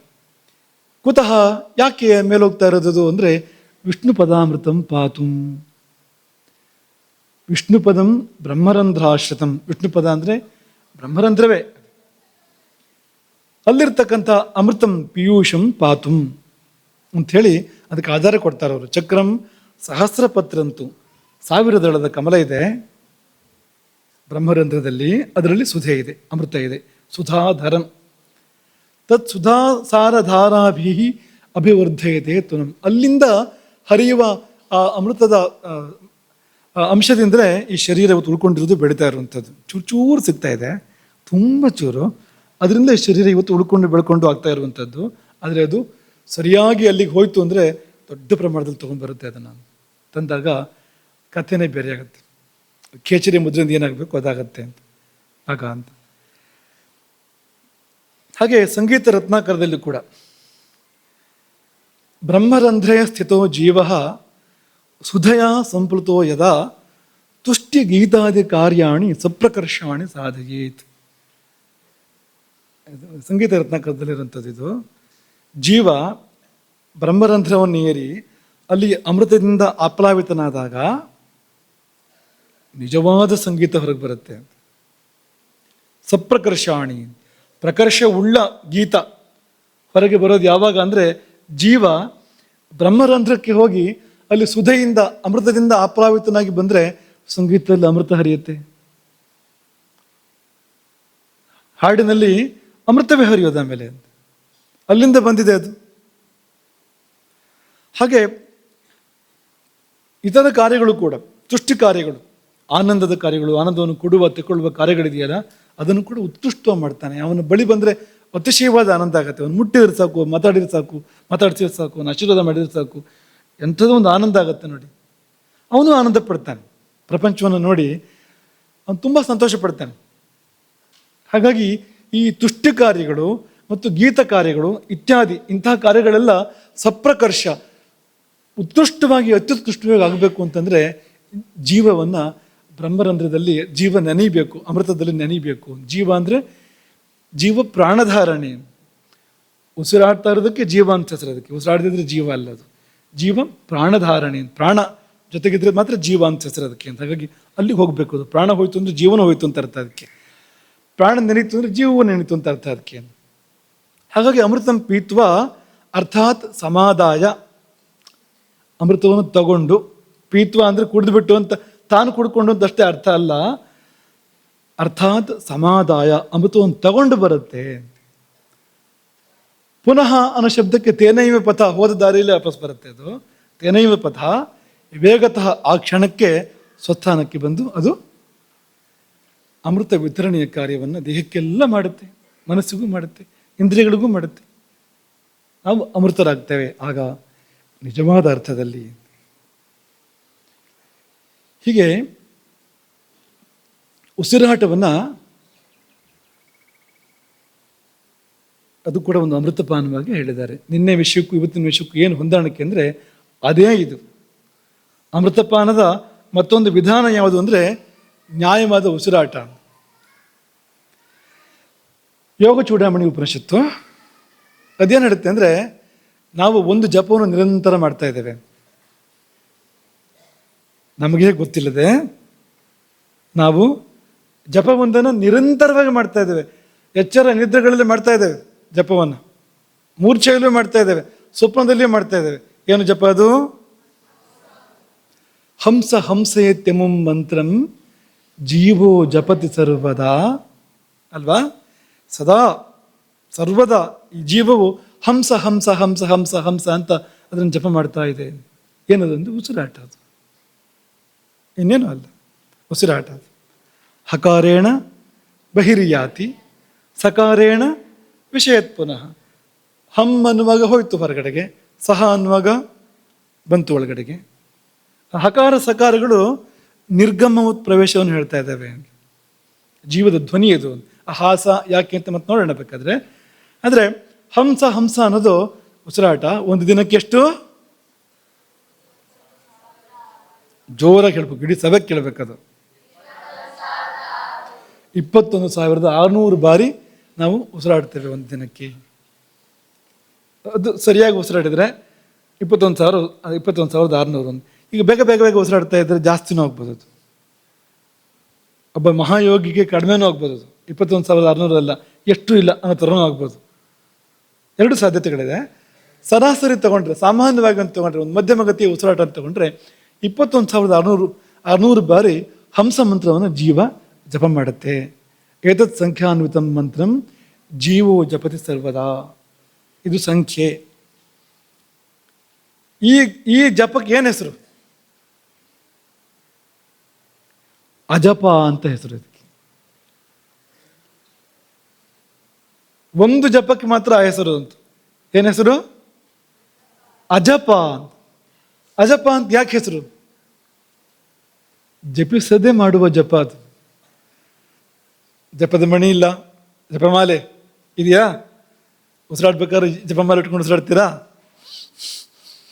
ಮಾಡ್ತೀರಾ ಆ ಥರ? ಇಲ್ಲ ಅಲ್ವಾ? ಮತ್ತೆ ಕೈಲೇ ಎಣಿಸ್ತೀರಾ? ಇಲ್ಲ ಅಂತ. ಮಾಡ್ತಿದ್ದೀವಿ ಅಂತಲೇ ಗೊತ್ತಿಲ್ಲ ನಮಗೆ, ಗೊತ್ತಿಲ್ಲದೆ ಮಾಡ್ತಾ ಇರ್ತೀವಿ ಅಂತ. ಹಾಗಾಗಿ ಅಜಪ ನಾಮ ಗಾಯತ್ರಿ, ಅಥವಾ ಸರಿಯಾಗಿ ಮಾಡಿದರೆ ನಿಂತು ಹೋಗುತ್ತೆ ಅದು.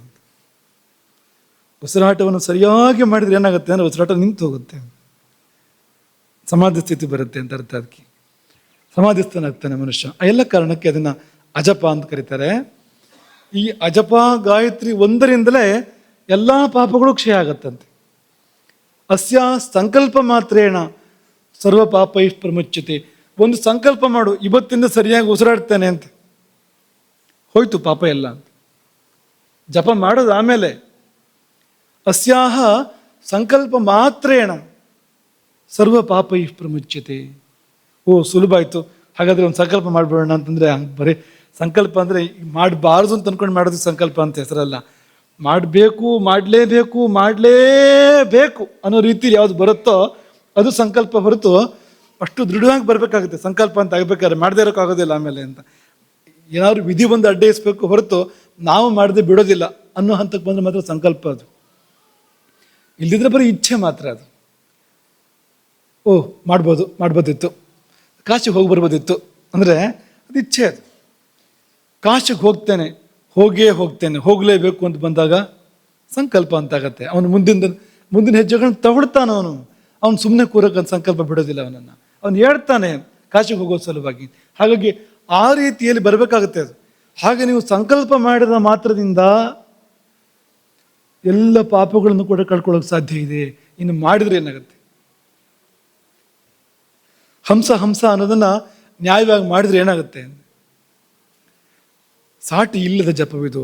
ಅನಯ ಸದೃಶಿ ವಿದ್ಯಾ, ಇದಕ್ಕೆ ಸದೃಶವಾದ ವಿದ್ಯೆ. ಅನಯ ಸದೃಶೋ ಜಪ, ಇದಕ್ಕೆ ಸದೃಶವಾದ ಜಪ. ಅನಯ ಸದೃಶಂ ಜ್ಞಾನಂ, ಇದಕ್ಕೆ ಸದೃಶವಾದ ಜ್ಞಾನ. ನ ಭೂತಂ ನ ಭವಿಷ್ಯತಿ. ಹಿಂದೆ ಇರಲಿಲ್ಲ, ಮುಂದೆ ಇರೋದು ಕೂಡ ಇಲ್ಲ. ಈ ಉಸಿರಾಟಕ್ಕೆ ಸಮಾನವಾಗಿರುವಂಥ ವಿದ್ಯೆ, ಜಪ, ಜ್ಞಾನ ಇರಲಿಲ್ಲ, ಇರೋದು ಇಲ್ಲ. ಹಿಂದಿಲ್ಲ, ಮುಂದೂ ಕೂಡ ಇರೋದಿಲ್ಲ ಅಂತ.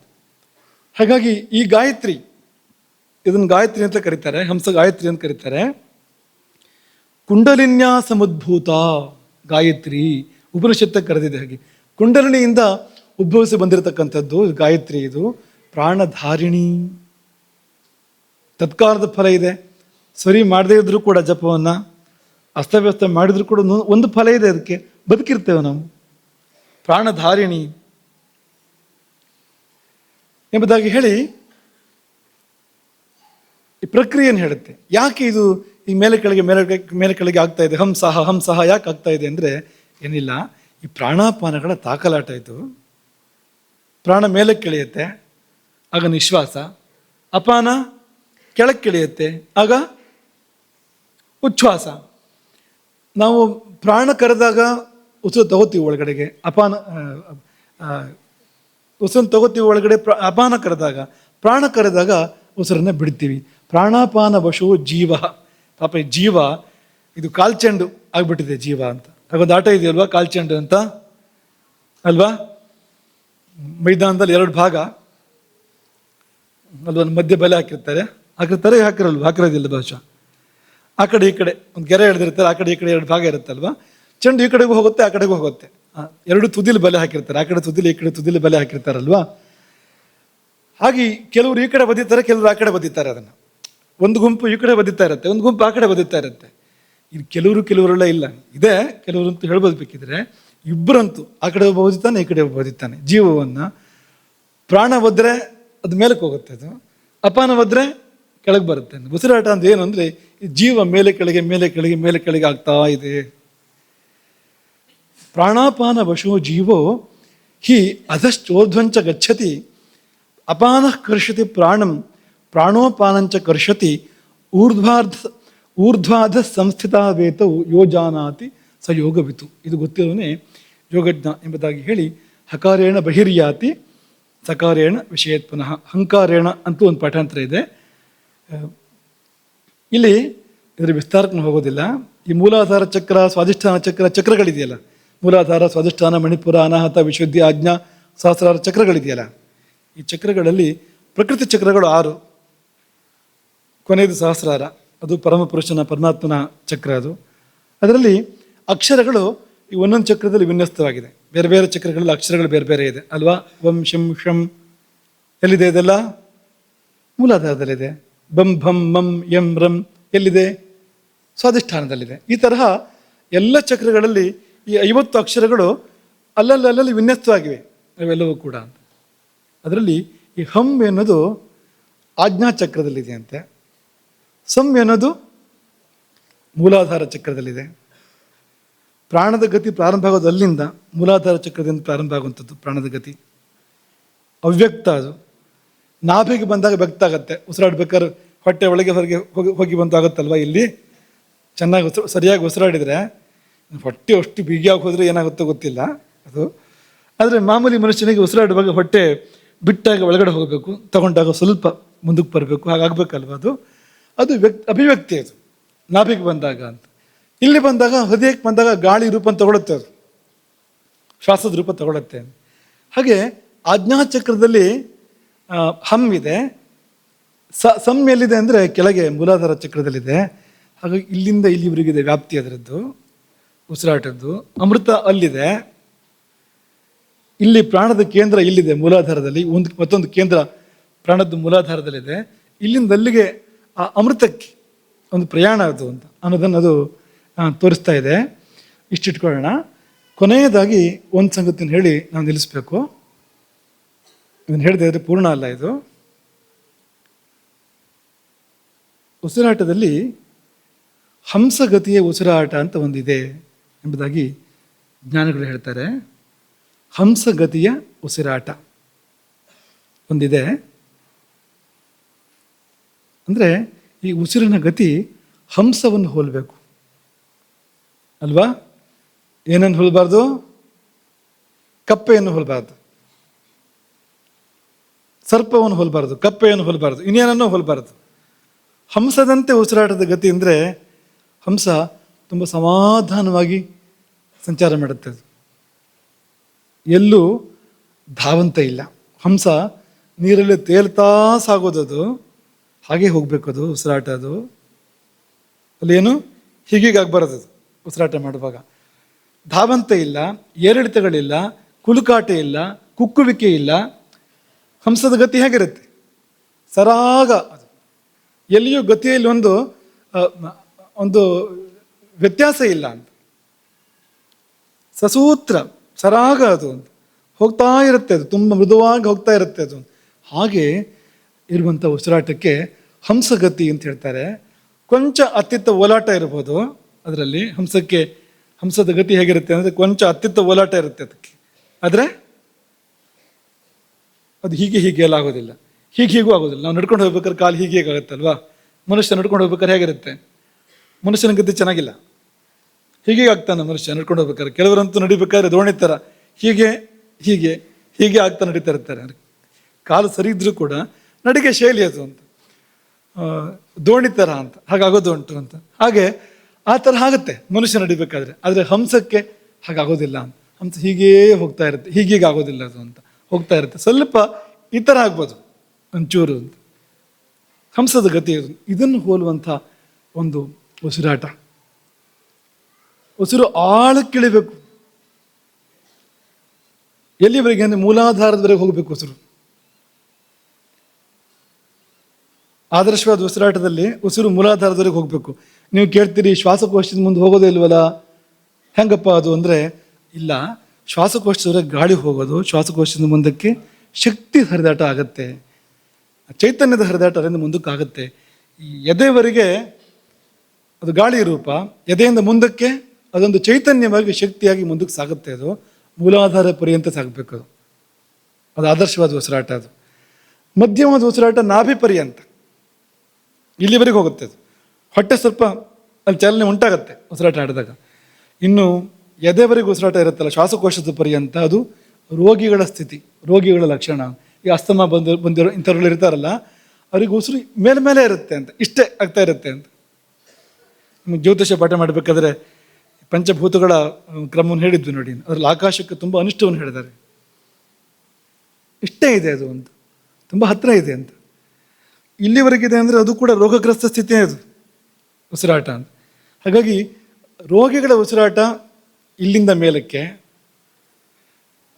ಸಾಮಾನ್ಯ ಆರೋಗ್ಯವಂತರ ಮಾಮೂಲಿ ಒಂದು ಸ್ವಸ್ಥರ ಮಾಮೂಲಿ ಆರೋಗ್ಯವಂತರ ಉಸಿರಾಟ ನಾಭಿಯವರಿಗೆ, ಆದರ್ಶವಾದ ಉಸಿರಾಟ ಮೂಲಾಧಾರ ಪರ್ಯಂತ, ಜ್ಞಾನಿಗಳ ಉಸಿರಾಟ ಮೂಲಾಧಾರದ ಪರ್ಯಂತ. ಉಸಿರನ್ನು ತಗೊಂಡಾಗ ಅದು ಆಳಕ್ಕೆ ಇಳಿಬೇಕು, ಎಲ್ಲೋ ಅದು ಲೀನವಾಗಬೇಕು. ತಗೊಂಡಾಗ ಹಾಯ್ ಅನ್ನಿಸ್ಬೇಕು. ಆಗ ಪ್ರತಿ ಬಾರಿನೂ ಹಾಗಾಗುತ್ತೆ. ಅದು ಯಾವಾಗ ಅನುಭವ ಬರುತ್ತೋ ಆಗೆಲ್ಲ ಹಾಗಾಗತ್ತೆ. ಉಸಿರಾಟ ಮಾಡುವಾಗ ನೀವು ಏನೋ ಕೆಲಸ ಮಾಡ್ತಾ ಇರುವಾಗ ಇದ್ದಿರ್ಬೋದು, ಆಗಲೂ ಕೂಡ ಉಸಿರಾಟ ಮಾಡುವಾಗ ಆಳಕ್ಕೆ ಉಸಿರು ಹಿಡಿದು ಎಲ್ಲೋ ಒಂದು ಕಡೆಗೆ ಅದು ಲೀನ ಆಗುತ್ತೆ, ಎಲ್ಲೋ ಒಂದು ಕಡೆ ದಾಟಿ ಹೋಗುತ್ತೆ ಅಂತ ಅನ್ಸುತ್ತೆ ನಮಗೆ. ಅದು ಅಂತ ದಾಟಿ ಆ ಕಡೆ ಹೋಯ್ತು ಅನ್ನೋ ಥರ ಅನ್ಸುತ್ತೆ. ಹಾಗೆ ಬಂದಾಗ ಏನೋ ಒಂದು ಆನಂದ ಉಂಟಾಗತ್ತೆ, ಏನೋ ಒಂದು ಸಮಾಧಾನ ಉಂಟಾಗತ್ತೆ ಆ ಸಮಯದಲ್ಲಿ. ಅದು ಆ ರೀತಿ ಉಸಿರಾಟ ಬೇಕಾಗಿರುವಂಥದ್ದು. ಹಾಗಾಗಿ ಅಲ್ಲಿವರೆಗೂ ಉಸಿರಾಡಬೇಕು. ಇಲ್ಲೇ ಉತ್ತರ ಬಂತು ನಮಗೆ. ಪ್ರಾಣ ಹೋಗೋದು ಇಲ್ಲಿ ತನಕನೇ. ಯಾವುದು?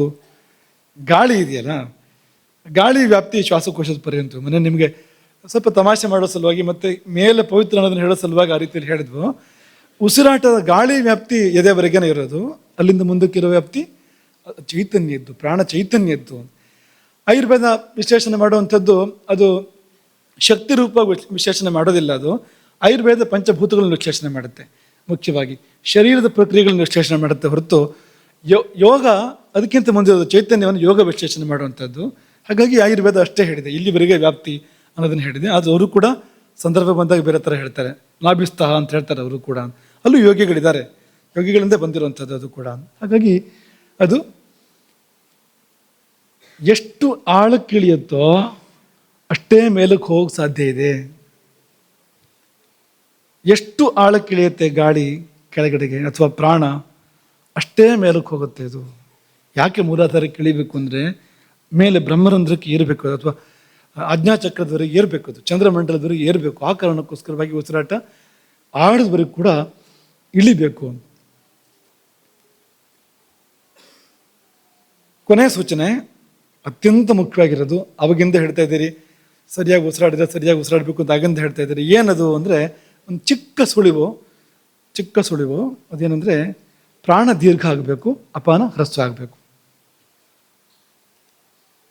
ಹಾಗಂದ್ರೇನು? ಈಗ ನಮ್ಮ ಉಚ್ಛ್ವಾಸ ನಿಶ್ವಾಸ ಅಂತ ತಗೊಂಡ್ರೆ, ಉಚ್ಛ್ವಾಸ ಅಪಾನ, ನಿಶ್ವಾಸ ಪ್ರಾಣ. ಸಾಮಾನ್ಯವಾಗಿ ಹೇಗಿರುತ್ತೆ ಅಂದರೆ ಇದು ದೀರ್ಘ. ಸಾಮಾನ್ಯ ಉಸಿರಾಟಗಳಲ್ಲಿ ತಗೊಳ್ತೀವಲ್ಲ, ಉಸಿರು ತಗೊಳ್ಳುವಾಗ ಜಾಸ್ತಿ ಸಮಯ ತಗೊಳ್ತೀವಿ ನಾವು, ಬಿಡುವಾಗ ಬೇಗ ಬಿಡ್ತೀವಿ. ಹೆಚ್ಚಿನವರು ಉಸಿರಾಟ ಮಾಡೋದು ಇದೇ ರೀತಿಯಲ್ಲಿ, ಬಿಡುವಾಗ ಬೇಗ ಬಿಡ್ತೀವಿ, ತಗೊಳ್ಳುವಾಗ ನಿಧಾನ ತಗೊಳ್ತೀವಿ ಅಥವಾ ಜಾಸ್ತಿ ಸಮಯ ತಗೊಳ್ತೀವಿ. ಇದೇ ಬಂದಿರೋದು. ಅಪಾನ ದೀರ್ಘ ಆಯಿತು ಅಂದರೆ ಅದು ನಮ್ಮನ್ನು ಸಂಸಾರದ ಕಡೆ ತಗೊಂಡು ಹೋಗುತ್ತೆ, ಭಗವಂತನಿಂದ ದೂರ ಕರ್ಕೊಂಡು ಹೋಗುತ್ತೆ. ಅದು ಪ್ರಾಣ ದೀರ್ಘ ಆಯಿತು ಅಂದರೆ ಮೇಲೆ ಕರ್ಕೊಂಡು ಹೋಗುತ್ತೆ, ಭಗವಂತನ ಕಡೆಗೆ ಅಂತ. ಹಾಗೆ ಪ್ರಾಣಕ್ಕೆ ಆಯಾಮ ದೈರ್ಘ್ಯ ಬರಬೇಕು. ಪ್ರಾಣಾಯಾಮ ಅಂದರೆ ಏನು ಅಂದರೆ ಪ್ರಾಣ ದೀರ್ಘ ಆಗಬೇಕು, ಅಪಾನ ಹ್ರಸ್ವ ಆಗಬೇಕು. ಸ್ವಲ್ಪ ಮಾಮೂಲಿ ಉಸಿರಾಟದಲ್ಲಿ ಕೂಡ ಪ್ರಾಣಾಯಾಮದಲ್ಲಿ ಏನಾಗುತ್ತೆ ಅಂದರೆ 1-2 ಅಂತ, ಎಷ್ಟು ತಗೊಳ್ತೀವೋ ಉಸಿರನ್ನು ದುಪ್ಪಟ್ಟು ಬಿಡಬೇಕು ಅಂತ, ಅಷ್ಟು ಸಮಯ ಬಿಡಬೇಕು ಅನ್ನೋ ರೀತಿ ಪ್ರಾಣಾಯಾಮ ಇರೋವಂಥದ್ದು. ಆದರೆ ಮಾಮೂಲಿ ಉಸಿರಾಟದಲ್ಲಿ ಕೂಡ ಬಿಡುವ ಉಸಿರು ದೀರ್ಘ ಆಗಬೇಕು, ತಗೊಳ್ಳೋ ಉಸಿರು ಅದಕ್ಕೆ ಹೋಲಿಸಿದ್ರೆ ಸ್ವಲ್ಪ ಕಡಿಮೆ ಇರಬೇಕು. ಹೀಗೆ ಉಸಿರಾಟ ಇದ್ದರೆ ಅದು ಹಂಸಗತಿ ಹೋಗುತ್ತೆ. ಅದು ಹಂಸಗತಿ ಉಸಿರಾಟದಲ್ಲಿ ಈ ಲಕ್ಷಣ ಇರುತ್ತೆ. ನಿಶ್ವಾಸ ದೀರ್ಘ ಇರುತ್ತೆ, ಉಚ್ಛ್ವಾಸ ಅದಕ್ಕೆ ಹೋಲಿಸಿದ್ರೆ ಸ್ವಲ್ಪ ಕಡಿಮೆ ಇರುತ್ತೆ. ಈಗ ಮಹಾಜ್ಞಾನಿಗಳು ಸಮಾಧಿಗೆ ಹೋಗುವಾಗ ಅವ್ರ ಉಸಿರಾಟ ಈ ಬಗೆಯಲ್ಲಿರುತ್ತೆ. ಸಮಾಧಿಗೆ ಹೋಗೋಕ್ಕಿಂತ ಮುಂಚೆ, ಉಸಿರಾಟ ನಿಲ್ಲಿಸೋಕ್ಕಿಂತ ಮುಂಚೆ ಈ ತರಹ ಇರುತ್ತೆ ಉಸಿರಾಟ. ವಾಪಸ್ ಬಂದಮೇಲೆ ಕೂಡ ಇದೇ ತರಹ ಇರುತ್ತೆ ಉಸಿರಾಟ. ಸಮಾಧಿಯಿಂದ ಎದ್ದು ಬಂದ ಮೇಲೂ ಪೂರ್ತಿ ಇದೇ ತರಹ ಇರುತ್ತೆ. ಬೇರೆ ಸಮಯದಲ್ಲೂ ಕೂಡ ಅವ್ರ ಸಹಜ ಉಸಿರಾಟ ಸ್ವಲ್ಪ ಹೀಗೆ ಇರುತ್ತೆ, ಒಂಚೂರು ಹೆಚ್ಚು ಕಡಿಮೆ ಇದೇ ತರಹ ಇರುತ್ತೆ. ಯಾವುದು ಸಿದ್ಧರಿಗೆ ಸಹಜವೋ ಸಾಧಕರು ಅದನ್ನು ಸಾಧಿಸಬೇಕು, ಅದನ್ನು ಅಳವಡಿಸ್ಕೋಬೇಕು. ಅವರಿಗೆ ಸಹಜ, ಅವರು ಉಸಿರಾಡೋದೇ ಹಾಗೆ, ನಾವು ಪ್ರಯತ್ನ ಪಟ್ಟು ಹಾಗೆ ಉಸಿರಾಡಬೇಕು. ನಾವು ಹಾಗೆ ಮಾಡಿದಾಗ ನಮಗದು ಅವ್ರಿಗೇನು ಸಿಗ್ತೋ ಅದು ನಮಗೂ ಕೂಡ ಸಿಗೋಕ್ಕೆ ಸಾಧ್ಯ ಇದೆ. ಇಂಥ ಉಸಿರಾಟ ಅಮೃತವನ್ನು ಮುಟ್ಟತ್ತೆ. ನೀವು ಮೊನ್ನೆ ಕಷ್ಟಪಟ್ಕೊಂಡ್ರಲ್ಲ ನಾಲ್ಗೆ ಉದ್ದ ಮಾಡೋದು ಹೇಗೆ ಅಂತ, ಏನು ಬೇಡ, ಇದು ಮಾಡಿದರೆ ಅಲ್ಲಿವರೆಗೂ ಹೋಗಕ್ಕೆ ಸಾಧ್ಯ ಇದೆ. ಗುರು ಮಧ್ಯಕ್ಕೆ ನಾಲಿಗೆ ಹೋಗದೇ ಇದ್ರು ಯಾವುದಿಂದಾದ್ರೂ ಸವಿಬೇಕು ಅಮೃತವನ್ನು. ನಾಲಿಗೆಯನ್ನು ಸವಿಯೋಕ್ಕೆ ನಾಲಿಗೆ ಅಷ್ಟು ಉದ್ದ ಇಲ್ಲ ಅಂತಾದರೆ ಗಾಳಿಯಿಂದ ಅಂತ, ಶ್ವಾಸದಿಂದ ಅದನ್ನು ಸವಿಯೋಕ್ಕೆ ಸಾಧ್ಯ ಇದೆ. ಹಾಗಾಗಿ ಶ್ವಾಸದ ಮೂಲಕವಾಗಿ ಅದನ್ನು ಮಾಡಬಹುದು. ಶ್ವಾಸಗತಿಯಲ್ಲಿ ಸಾಧನೆ ಮಾಡಬಹುದು. ಹಾಗಾಗಿ ಉಸಿರಾಟವನ್ನೇ ಪ್ರಾಣಾಯಾಮದ ತರಹ ಮಾಡೋದನ್ನು ನಾವು ಅಭ್ಯಾಸ ಮಾಡಬೇಕು. ಹಾಗೆ ಮಾಡಿದಾಗ ತತ್ಕ್ಷಣದ ಪ್ರಯೋಜನ ಸಮಾಧಾನ, ಕೋಪ, ಭಯ, ಉದ್ವೇಗ ಇದೆಲ್ಲ ದೂರ ಹೋಗುತ್ತೆ. ಸಮಾಧಾನ ಮನಸ್ಸಿಗೆ ಬರುತ್ತೆ. ಸಮಾಧಾನಕ್ಕೆ 1000 ಪ್ರಯೋಜನಗಳು. ಶರೀರಕ್ಕೂ ಮನಸ್ಸಿಗೂ ಜೀವನಕ್ಕೂ ಎಲ್ಲ ಕಡೆ ಪ್ರಯೋಜನ ಇದೆ ಸಮಾಧಾನಕ್ಕೆ. ಮಹಾಪ್ರಯೋಜನ ಅಮೃತ ಪ್ರಾಪ್ತಿ, ಅಮೃತತ್ವ ಪ್ರಾಪ್ತಿ. ಹರೇ ರಾಮ.